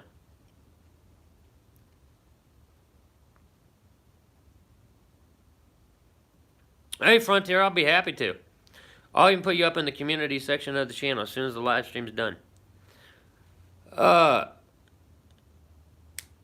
What happened whenever I talked about my move to Twitch and kind of reasoned it out a little bit, and I had Caitlin in there, old-time YouTuber who switched platforms, and one of the people who I've been hanging out with over on Twitch this past couple of weeks, and learning her reasons behind leaving YouTube, because YouTube gets to fucking depressive. It's depressing being a YouTuber. It's stress and depressing, and it seems like no matter what you do, you just can't get nowhere. And even whenever you do get somewhere, eventually your channel dies, and then you're right back where you started. You have to start all over again. Outlaw, another channel, 10 years. Over 10 years on YouTube, and YouTube is shitting all over his analytics. He's nothing to them. Joe Robinette, over 1 million subscribers, can only get 200K views, which sounds impressive to us because we're tiny little channels. That's our dream. Fuck no, Hiking Deep. 200,000 views sounds good to us, but whenever you have 1 million subscribers and you're only getting 200K views out of that 1 million subscribers, you sort of see the picture. It doesn't matter how many subscribers you have. It just don't fucking matter. And even after you get 1 million subscribers and you get those 200K views every video you put out, that's only going to last for a year or two before YouTube shits all over you. So you leave. And I'm just ahead of the curve. But what happened, getting to what I was about to say there, what happened whenever Caitlin and I popped up on that video saying YouTube sucks now, and I rationalized why I'm moving to Twitch, I lost 13 subscribers because of that video. My analytics, after I released that video's got like 700 views, right? My analytics went down 180% once I released that video. So I released a video saying YouTube sucks and we're going to be moving over to Twitch. My analytics drop 180% and I lose 13 subscribers within the first 24 hours that video was released. Now, since then, analytics have balanced back out to normal. I'm back up to about a little over 2,000 views a day. Or in a 48-hour period. Between 24 and 48 hours, I get about 2,000 views. Even without uploading, I'll get 2,000. That's my average.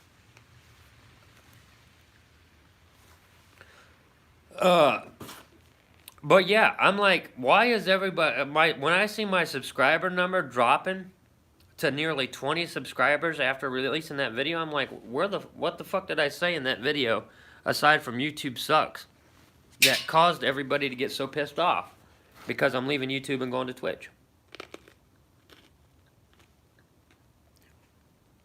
I actually have a brilliant setup.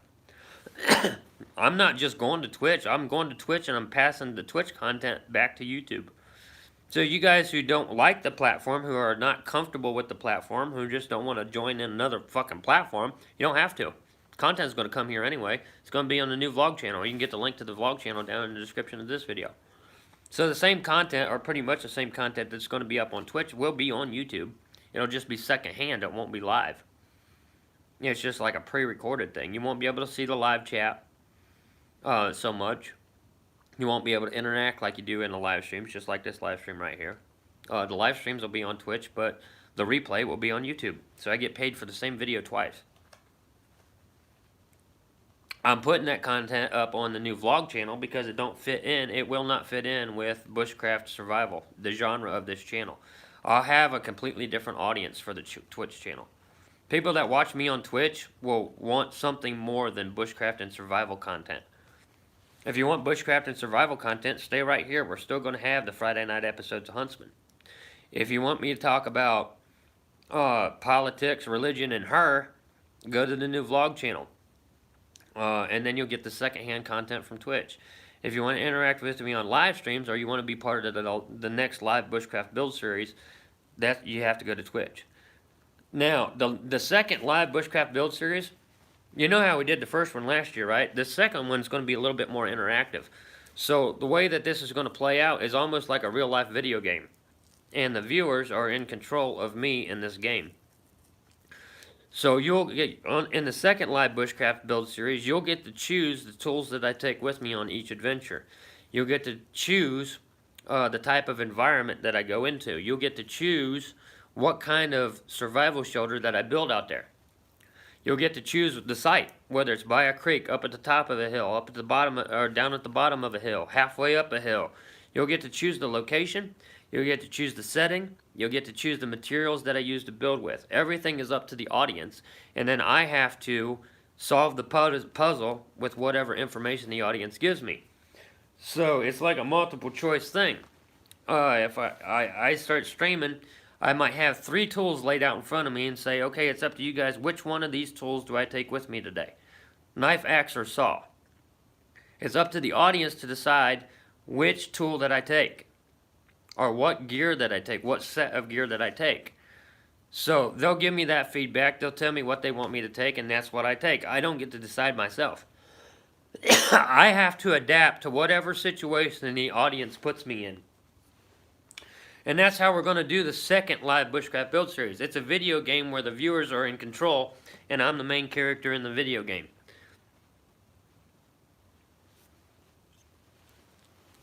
Knife, axe, and a saw. You give me a knife, axe, and a saw, I'll build you a fucking house with free Wi-Fi and cable TV in it.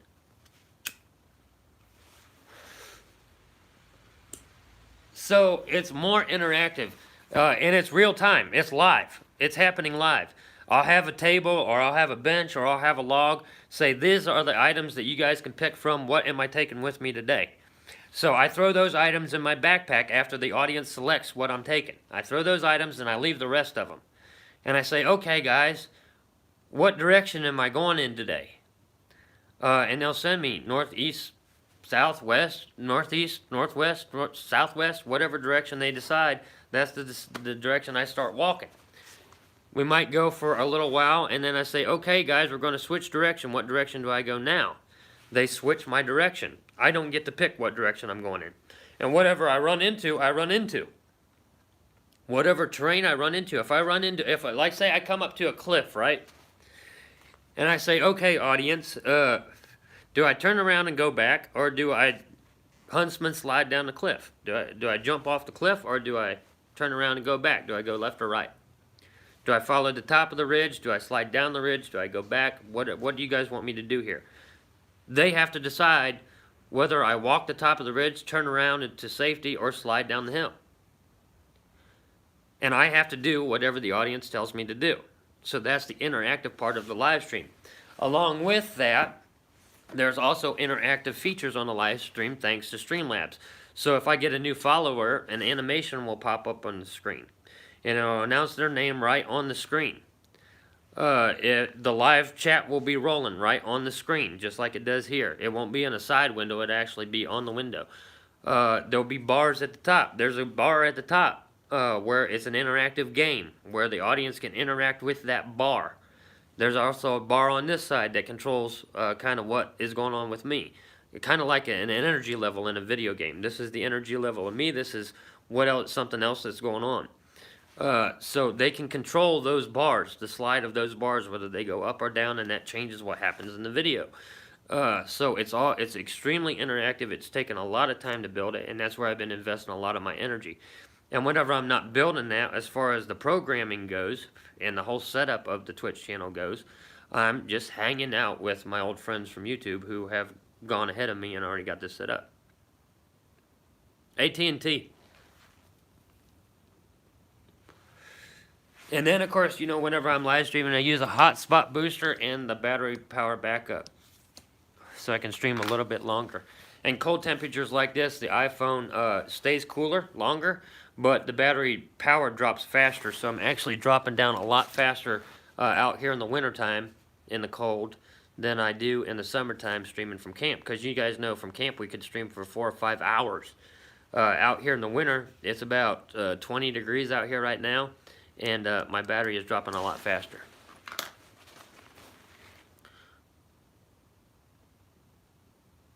Yeah, the audience gets to control what I'm doing over on Twitch. So it's completely interactive. It's like playing a video game, a real life video game. That's what I'm bringing to Twitch. And because we're doing outdoor stuff, you don't have that on that platform. There's no competition. So it's bushcraft survival, wilderness based. Sometimes. Other times they might send me into the city. And what the fuck are they going to have me doing whenever you send my ass to downtown Cleveland or into the city, into an urban environment? So it might not be the wilderness. We could start off the stream with saying, okay guys, we have 3 different types of locations. We have an urban setting, a wilderness setting, or a intermediate, someplace in between. Kind of like the suburbs type setting. Which do you want me to go to? The titty channels already follow me, at least the ones that matter.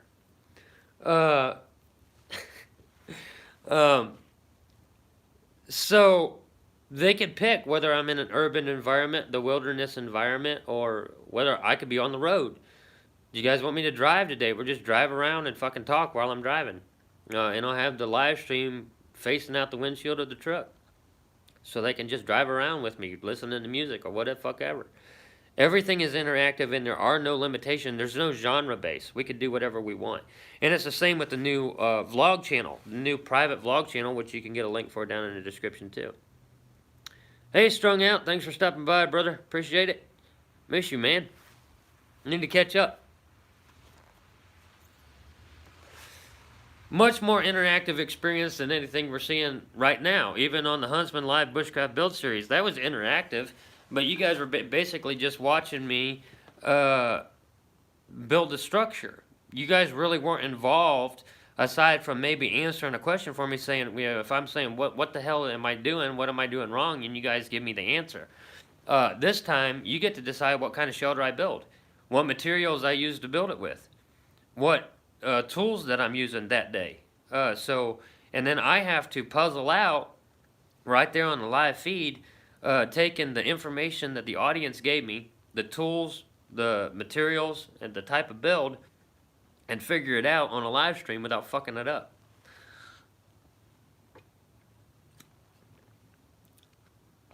You want to see me dance around like Mick Jagger? You know, that might be an option. Over on Twitch, a lot of stuff is based on donations. So if people donate a certain amount of money to your stream, they can get you to do certain things. That's how you make money on Twitch. Donations, tips. It's just like super chats here on YouTube. Except money flows a lot more freely over on Twitch than it does on YouTube. YouTube, it's almost impossible to get a super chat or somebody to support your channel. Over on Twitch, that's all they do all fucking day long, is just support each other. There's more money floating around on Twitch than YouTube will ever see. And that's just user to user. There are people over on Twitch that get $10,000 donations in one shot. Some big Twitch streamer will go to a smaller channel and throw them $10,000 and then leave. Isn't that insane? When was the last time you seen a YouTube super chat for $10,000? But that's what Twitch streamers do.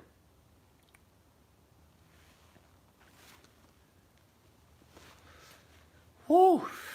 It's cold as fuck out here, guys. Ugh. Still sipping on our wine, hanging out, having a good old time. Yeah, like I said, it's the destiny of all YouTubers to eventually switch platforms, because eventually YouTube is going to shit all over your channel if they're not doing it already. I'm just ahead of the curve. So we're 3 years of Huntsman. The channel's still going up and down. Analytics are holding real good. Audience doesn't seem to be too completely fucking burnt out on what I'm doing. Now I am aware. I am acutely aware that shed season is not the most popular outdoors videos to be putting out. Nobody wants to just be traipsing off through the fucking wood tracking deer all the damn time. But that's what I do, and I try to keep the channel honest with what I do. I'm not going out there pulling bushcraft stunts or wilderness survival challenges. I'm going to film exactly what the fuck it is I do, whether I'm carrying a camera or not. Right now it's shed season. I'm trying to get HB's rack. I'm trying to get some more deer rack. And that's just, it's just a fun hobby. It's what I've always done. So that's what I'm filming right now. I know it's not the most popular. I don't expect to get a lot of views on those shed hunts. But that's the content I'm putting out right now. It's not a popularity contest for me. I'm not going to go out there and do what Joey's doing this week and try to copy him or try to pull some survival challenge stunt.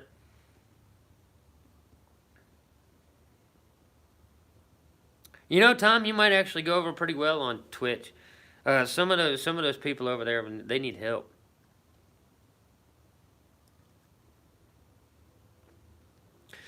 I will tell you something about Twitch streamers, and I guess it goes for YouTubers too. Twitch is a very toxic environment. There are a lot of really angry people over on Twitch who are not happy with their lives.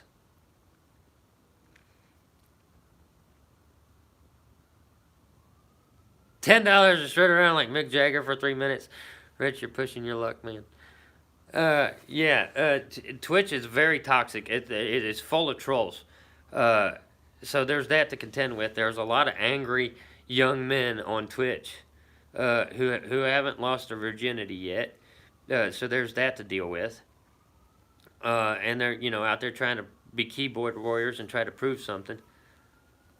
Hey, keep that number going up there a little bit, there, Rich. Mick Jagger might be coming out tonight. Hear those sirens?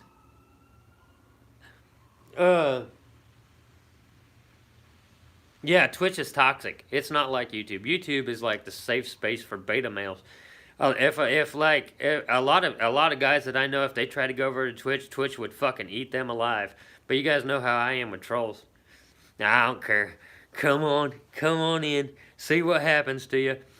I don't care, because most people call me a troll. I'm a fucking troll hunter.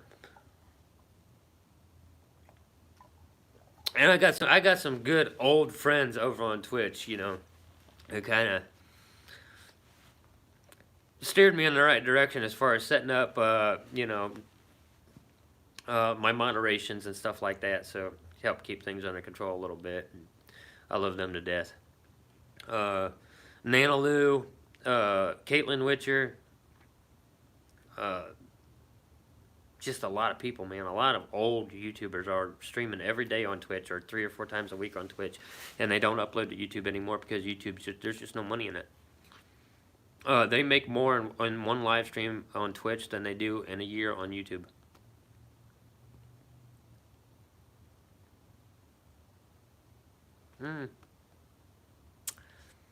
Yeah, I got the whole troll look going on. Everybody keeps talking about my damn outfit, like my leather gear. No, I'm sitting out here. All I got is my jacket. I got a jacket and my hood on.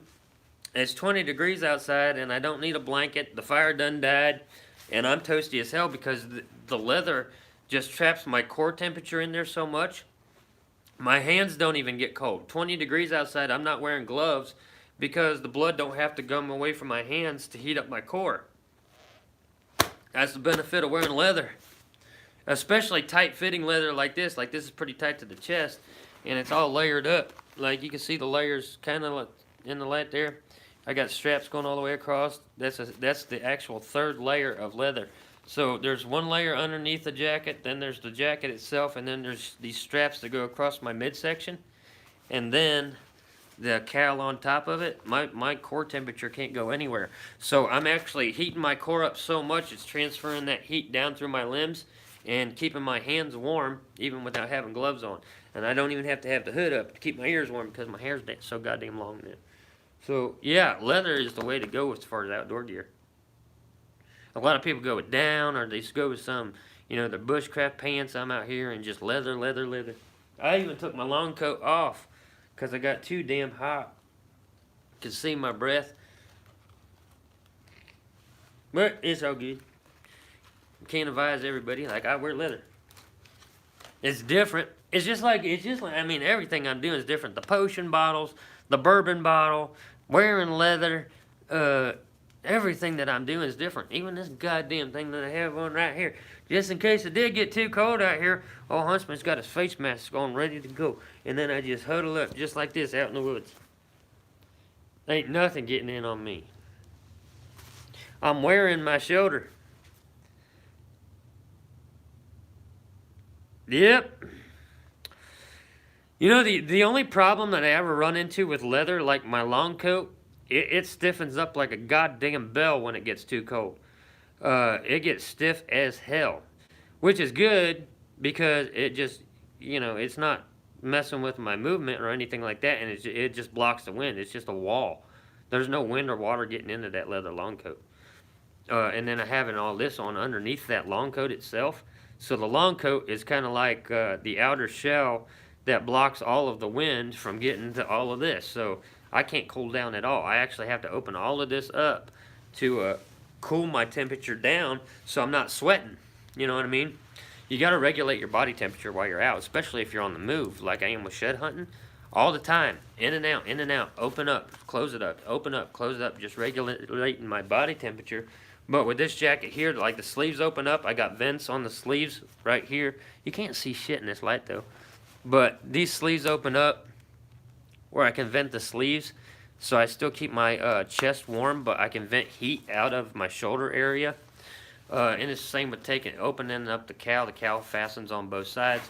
Or opening up the straps on the inside, which is like 10 of them in there. Yeah. We're gonna smoke one more, guys. Keep sipping on the wine a little bit to stay warm. Then we're gonna be wrapping this up. And this will be our last live stream on the Huntsman channel. I will live stream every now and then on the vlog channel. If you guys are subscribed over there, we might hang out. But we'll be hanging out in the studio. When we wrap this stream up, if you guys want, I could take you in and show you the new setup for the studio. If you guys want to hang out with me and walk in there and just see the new room. Oh, it's just my room where you guys see me stream before, but I've rearranged a few things and put track lighting in it. A black light and blue lights.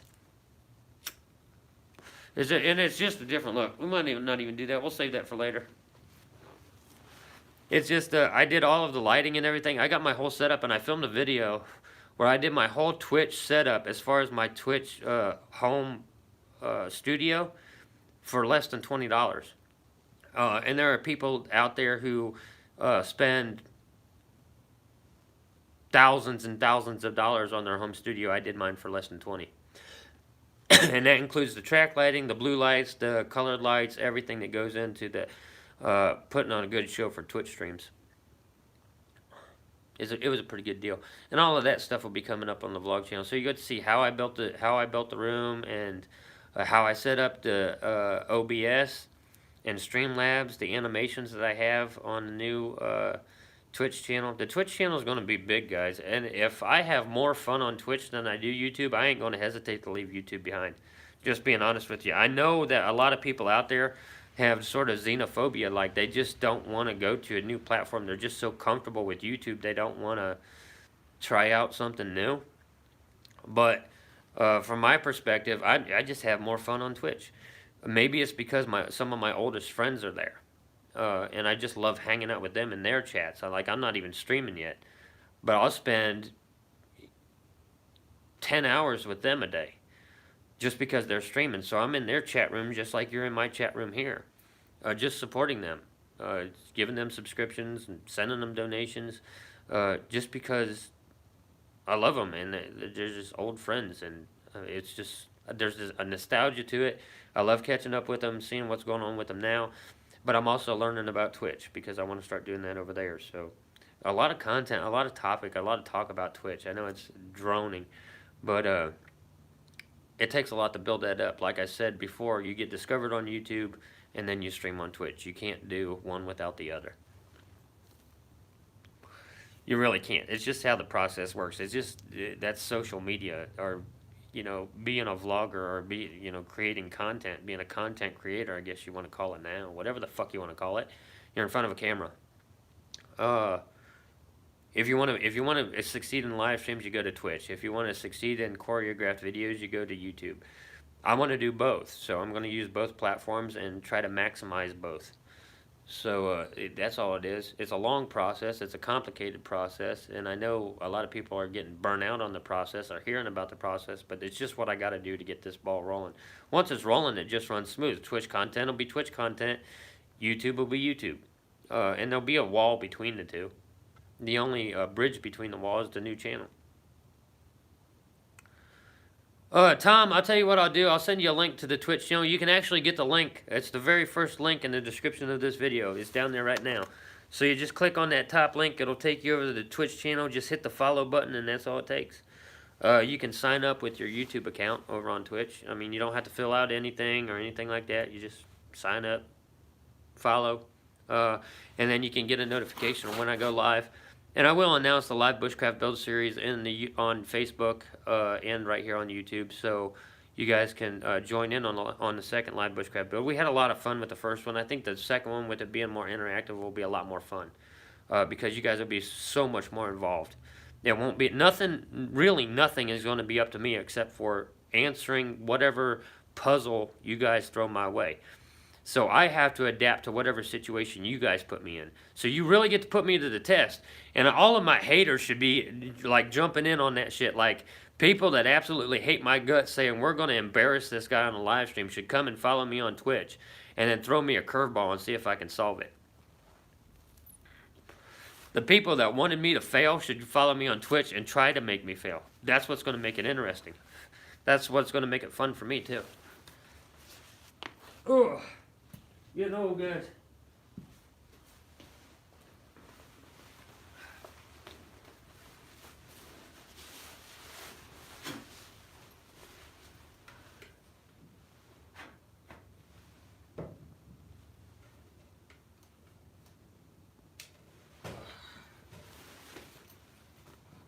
Shut the lanterns off.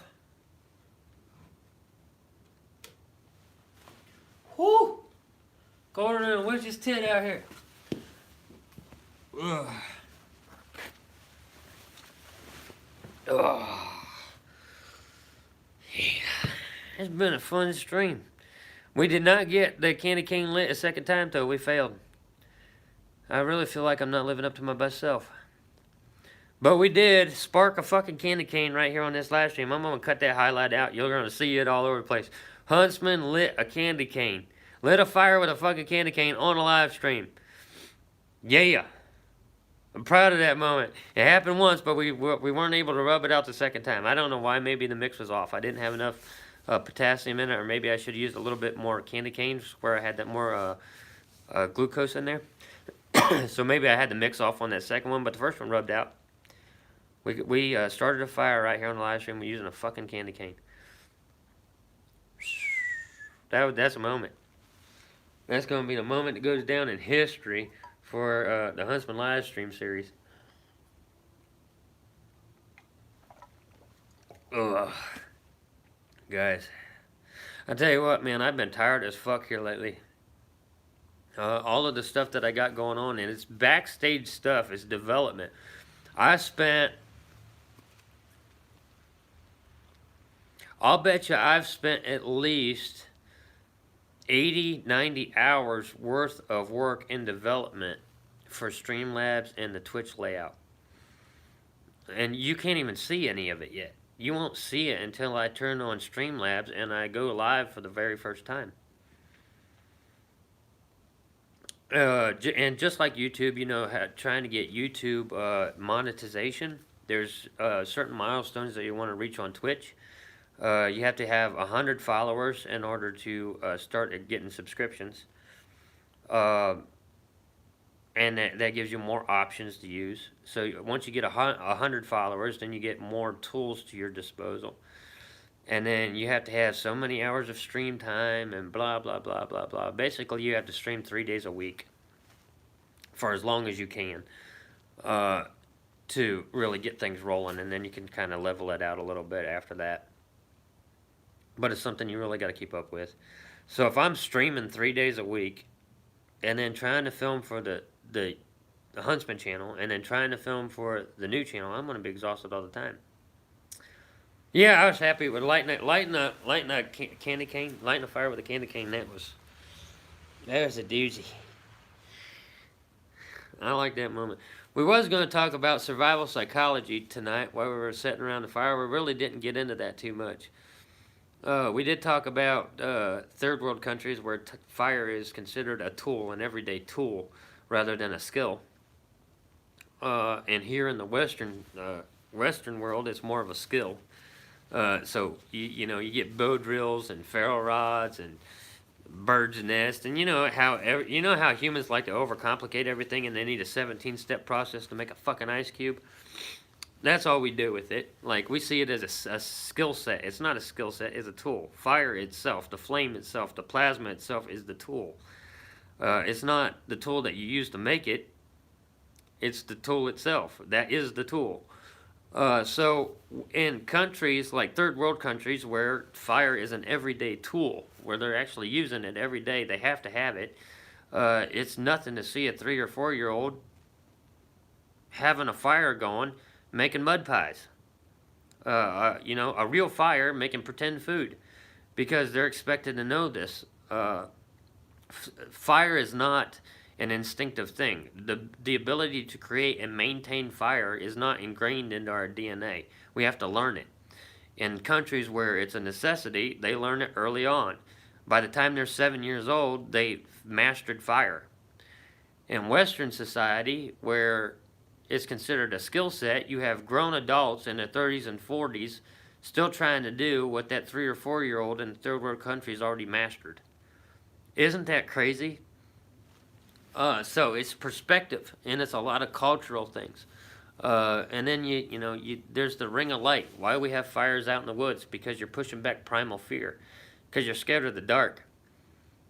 People don't just go out to the woods and sit in the dark, or they don't wander through the woods without a light. You see me do that every now and then. Like go on a night hike with no light, just using the trail cam night footage to film it with, so I can actually have proof that I did it.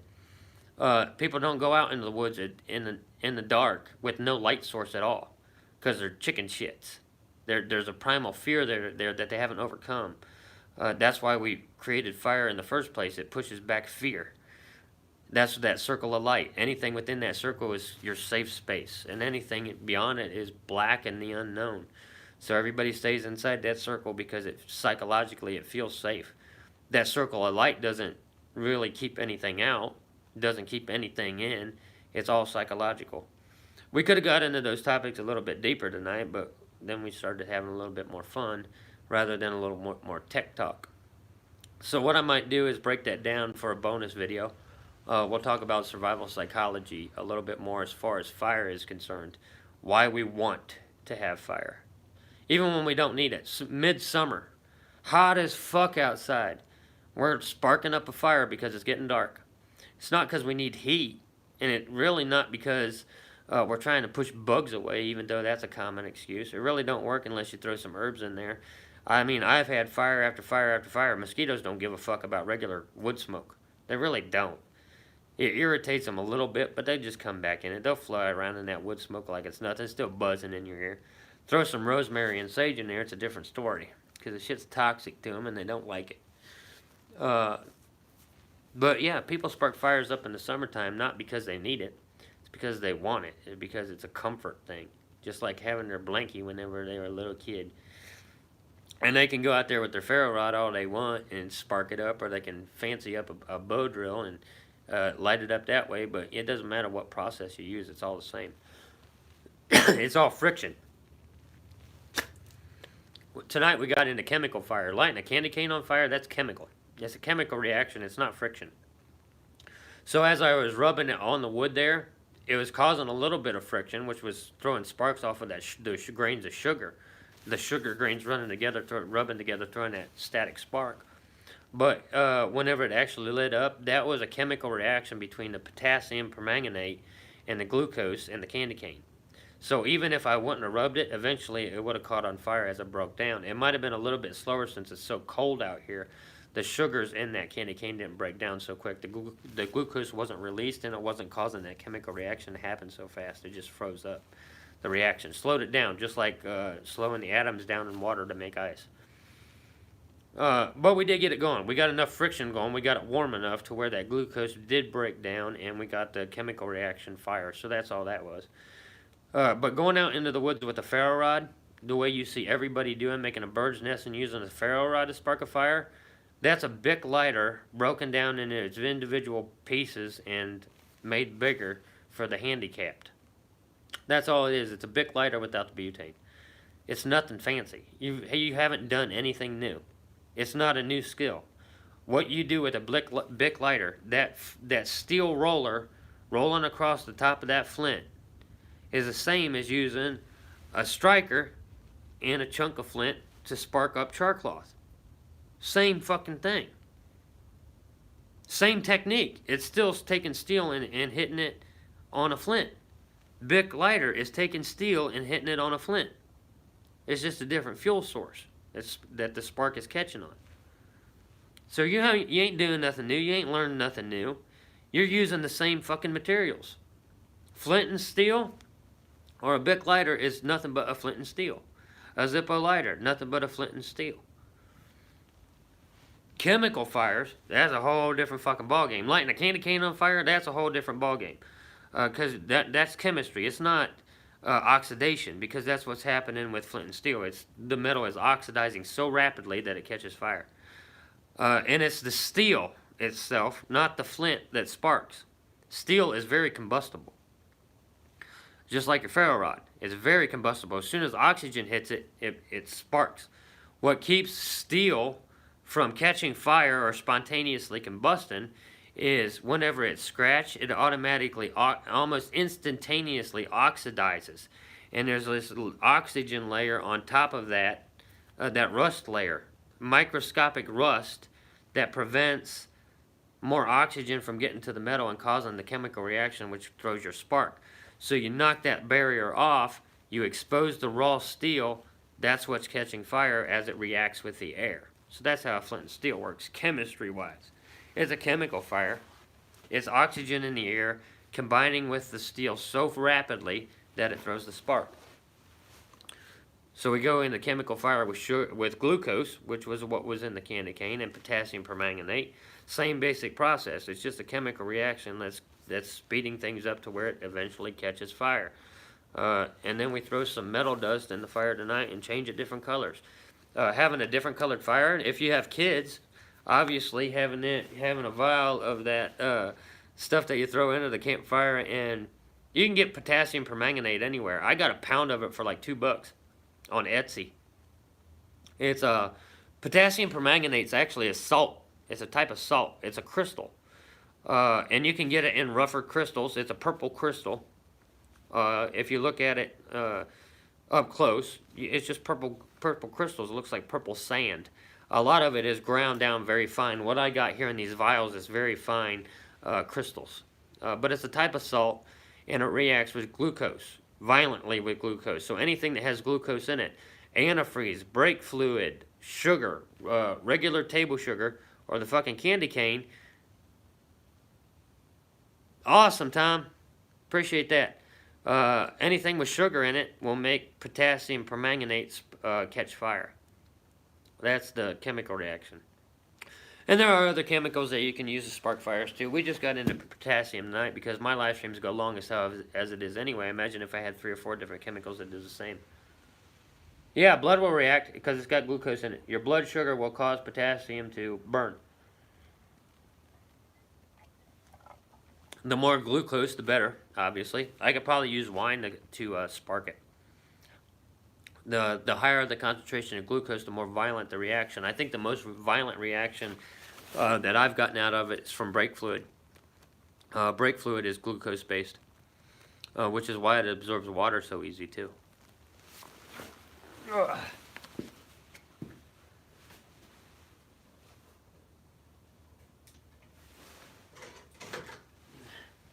But potassium permanganate is very stable. It is a very stable substance. You know, you want to keep it dry. Of course, I keep mine in a Ziploc bag or whenever it's not in a glass vial. So I have a pound of it in a Ziploc bag. And then I just take, pull one out here. Take one of my glass vials. I got inspired to be carrying these, and you guys seen how I carry glass vials like this out in the woods on my last live stream. I actually got leather pouches, padded leather pouches that these go in so I can carry this kind of material and don't have to worry about it breaking. Cork stopper, and that's just because I like to be different. I don't like to carry traditional stuff. So I go out and buy these little potion bottles. They're like $1 a piece. I get them at a local hobby shop. Little funnel. Pour that potassium permanganate down in there and fill it up. Put the cork on it. It's nice and stable. Keep it in my alchemy box. And then this is all ready to go, pre-packaged, ready to go. I just grab whatever vial I need, throw it in my pack, inside that leather case to where it's nice and protected. And I got my fire starter right there, even if I only have a candy cane on me. And we proved right here tonight that we can actually start a fire with a fucking candy cane and what's in this vial. So you take that vial, and it's not only good for starting fires with, you can purify water with it. So I take a couple of grains of that potassium and add it into a liter of water, and it purifies the water enough to where you can drink it. Thank you, Frontier. Appreciate that. So you can use the same powder that we started that candy cane on fire with to purify water. It's a really potent oxidizer. That's what potassium permanganate does. It oxidizes anything. So you put it into a liter of water, like take 2 grains of sand, the size of 2 grains of sand, and put it into a 1 liter bottle of water. It's instantly purified. But you can actually put too much potassium permanganate in your water and it turns toxic. And the way that it affects your body, because it oxidizes you from the inside out, you know how everybody's eating or something, or drinking something that's antioxidant? Well, this is an oxidizer. So if you get too much potassium permanganate in your system, you'll have no symptoms at all, but 2 months later you'll drop dead. That's how toxic it is, and that's how it affects your body. So it will shut your organs down if you have it too concentrated in your water. To purify a liter of water, all you need is like 2 grains of sand per liter of water, and that water's purified. If you go over that, you risk toxicity levels. So you got to be very fucking careful with the stuff whenever you're using it to purify water. Also, because it's a really good oxidizer, if you get a severe wound and you sprinkle the potassium permanganate on the wound itself, it'll kill all of the bacteria. It'll cleanse a wound. Like, you can make a rinse. You actually put more into your water, make it almost a purple color, and that will sterilize any wound. Bullet wound. You can sterilize a bullet wound with potassium permanganate. So, start a fire, purify water, treat a wound, all with the same chemical. So for healing wounds, like surface wounds, cuts, burns, scratches, scrapes, things like that, you mix a good bit of it with water and turn the water purple, and you're basically putting antibiotic ointment on it. No, because once you dilute it into the water, you're basically making, it's just like pouring rubbing alcohol on yourself. Rubbing alcohol is flammable, but it's not going to light up because you put it on your skin. And that's all you're making, is basically rubbing alcohol. Potassium permanganate and water. It just oxidizes the wound and it kills all the bacteria in the wound. But it's so diluted in that water that it's not enough to spark it up. I mean, you've seen what it took to get that candy cane to light, and that's pure sugar. And even if I use brake fluid, it might take a couple of minutes for that to actually spark up. Your blood doesn't hold that much sugar. It's not pure sugar like that. So, Yes, you can treat water with it, but you can also poison yourself with it. If you put it on a wound, it's not going to poison you. It doesn't go through your system like that. It has to get into your organs. So you can research potassium permanganate. That's the secret purple vial that's in my alchemy box. The rest of it's sugar, some metal flakes that we use to turn the flames different colors tonight. Just different chemicals, different powders, different mixes. Huntsman's fire dip. You can see how I made that up, which is a fire log, some cotton, some fat wood, some wax shavings. And we explain all the chemical processes to fire dip in that last live stream too. There's a lot of things that you can do, guys. A lot of things that you can learn. Go get in the mindset of the chemistry set you had as a kid, and try to apply that to bushcraft and survival. So look into chemistry. Build your own chemistry set. That's all my alchemy box is. The Alchemy of Fire, changing the flames colors, sparking the candy cane on fire. It's all chemistry. So get into chemistry. Learn some basic chemistry. Learn some basic chemical reactions. And, the stuff's cheap. Go out and buy yourself a kid's chemistry set and see what you can do in a survival situation with a kid's chemistry set. That's the kind of content that nobody else is putting out there.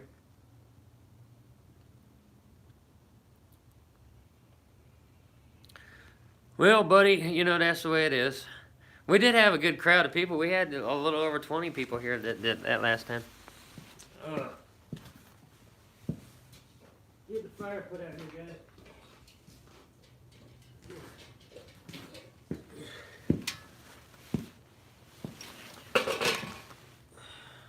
For those of you who didn't get to see this, I'll try to show it to you as best I can in the light that I got out here. I brought this out with me. I got a lot of extra shit in it now, because I needed a lot of extra stuff for the live stream, but the basic setup's here.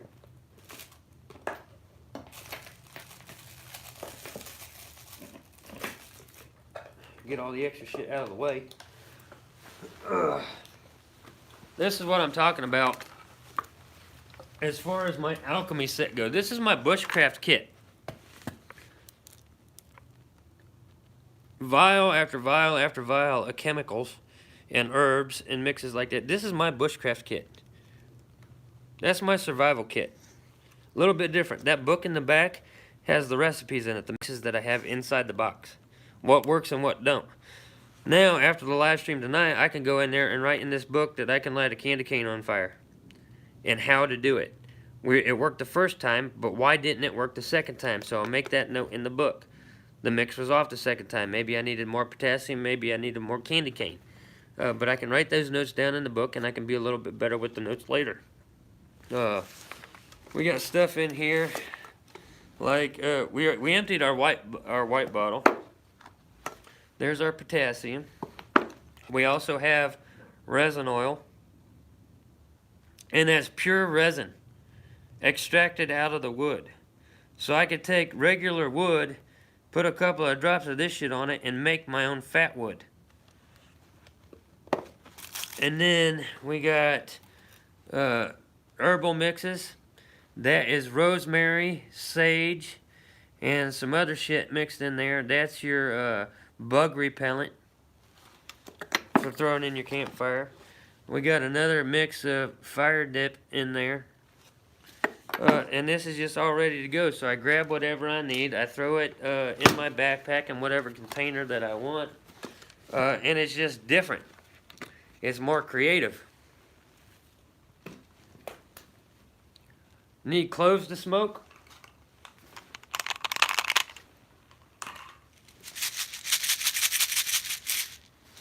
We got the cloves. Yeah, we got cloves, and then like I was saying earlier in the stream, I take cloves and grind it up in a mortar and pestle, put it in a Ziploc bag of pipe tobacco, and within a few minutes, that clove oil permeates that pipe tobacco, and I got a mix for clove cigarettes, and then just use a regular cigarette roller to make my own clove cigarettes.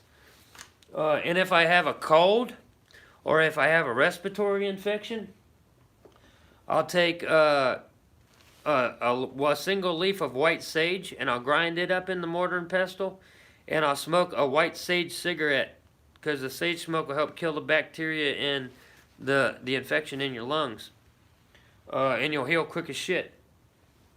The other way to do that is just breathing the smoke in from a smudge stick. Last winter, I went out to the Wiki Up, and that's exactly what I did inside the Wiki Up. Was I used my Wiki Up basically like a sweat lodge, and I was burning white sage inside that Wiki Up because I had the flu. So I went out there, got it really hot inside there to where I was sweating my ass off, and then I lit a bundle of white sage, and I sat in there with all that heat and all that white sage smoke, and the next day the flu was gone. I felt so much better after that trip.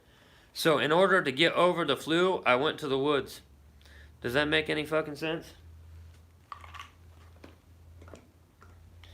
The other thing about being out there in that particular area is not only did I get to use the Wiki Up as basically a sweat lodge and breathe in all that white sage smoke, but that Wiki Up sits in a hemlock grove. And pines, hemlocks, and spruce trees have a natural... I don't even want to read that comment again. Have a natural bronchodilator in them. So if you have breathing problems, or you have a respiratory infection, or you have asthma, and you get into a hemlock grove or a pine forest or a spruce forest, it'll actually help you breathe because it's a bronchodilator.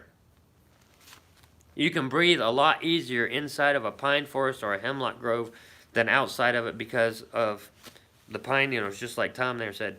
Pine smoke is a bronchodilator. So if you have an asthma attack out in the woods, or you're having trouble breathing for whatever reason, use pine smoke, or just get inside like a real heavy, thick cluster of pine. And that bronchodilator will help you breathe better. Yeah, smudge sticks. Smudge sticks are a Native American trick. Native American uses them for ritual purposes. Yes, they kill bacteria. Yeah, pine kills bacteria too. Healing properties of plants. So, that's stuff that you guys should be getting into. Fuck Bushcraft 101 shit. Fuck learning how to start a fire. You should already know how to start a fire. If you don't, there's always the fucking Bic lighter, which is the same process. Get into chemistry, herbology, learn how trees work. And if you guys are interested in more stuff like that, join the Backwoods Brotherhood, Huntsman's Backwoods Brotherhood on Facebook. I just posted an article up there, a scientific study that proved that trees have a heartbeat. We get into shit like that. Paisley. Come here. The girls are coming to see us, guys. Come here. Careful, careful. Oh. There's Paisley. Did you miss me? You need to go take care of your business. Go on. Ugh. Courtney just let the dogs out. Chemistry, herbology, the healing ability of plants and trees. Knowing that a fucking cinnamon sticks are the inner bark of a tree. And it has healing properties. Smudge sticks, white sage. Everybody thinks that's a hippie thing. It's actually an ancient Native American practice that was ritual based. They used it for ritual reasons, but it had medicinal properties too. So that came way before the hippies. Knock it off, you two. Oh, fucking talking, no action. I had a problem with Cheyenne the other day. Well, this is going to be the last story for the night.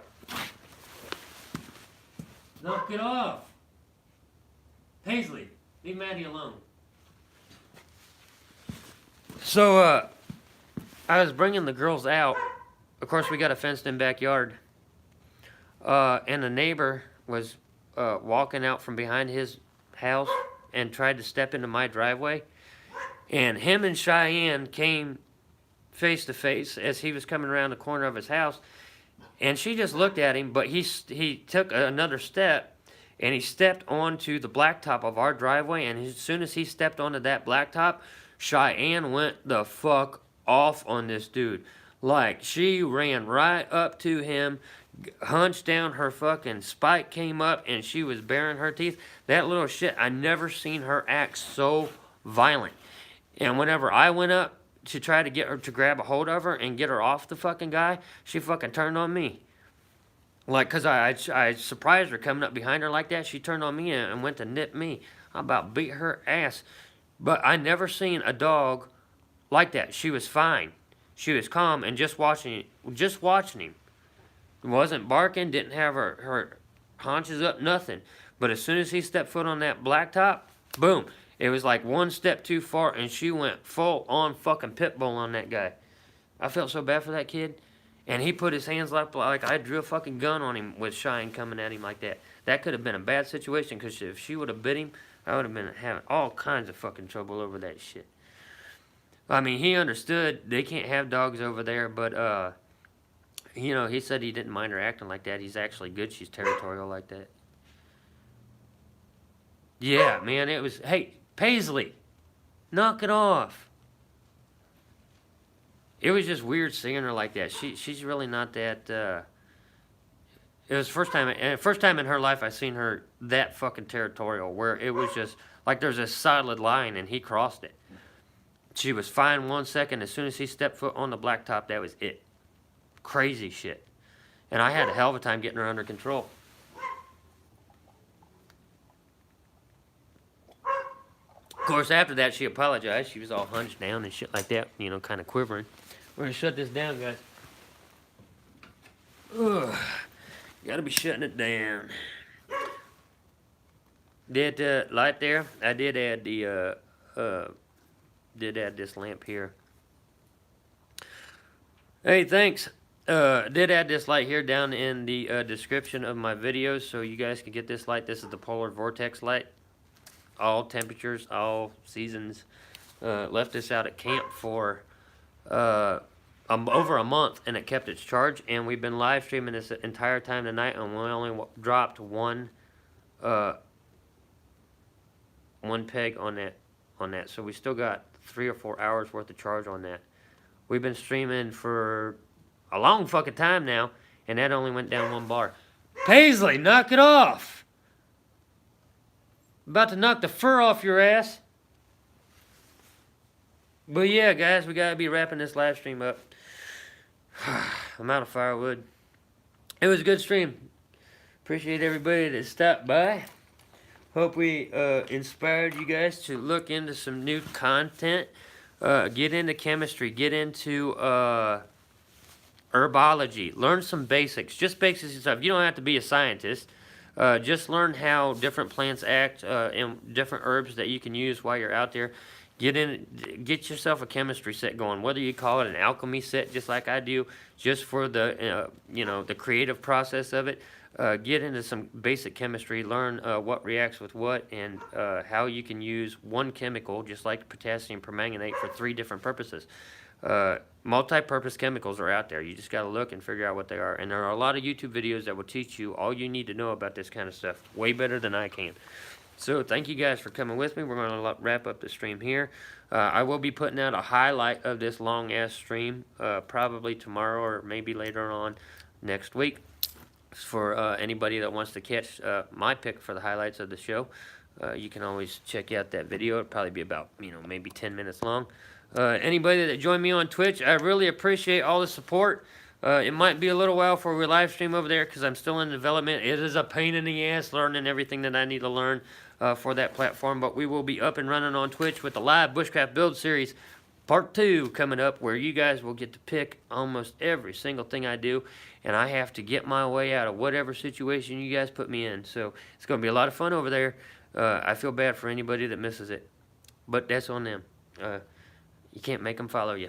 Anyway, guys, we're going to shut it down here. Thank you guys for coming with me. I'm going to get my dogs back inside since they ain't doing what they're supposed to be doing, and I will see you guys next time.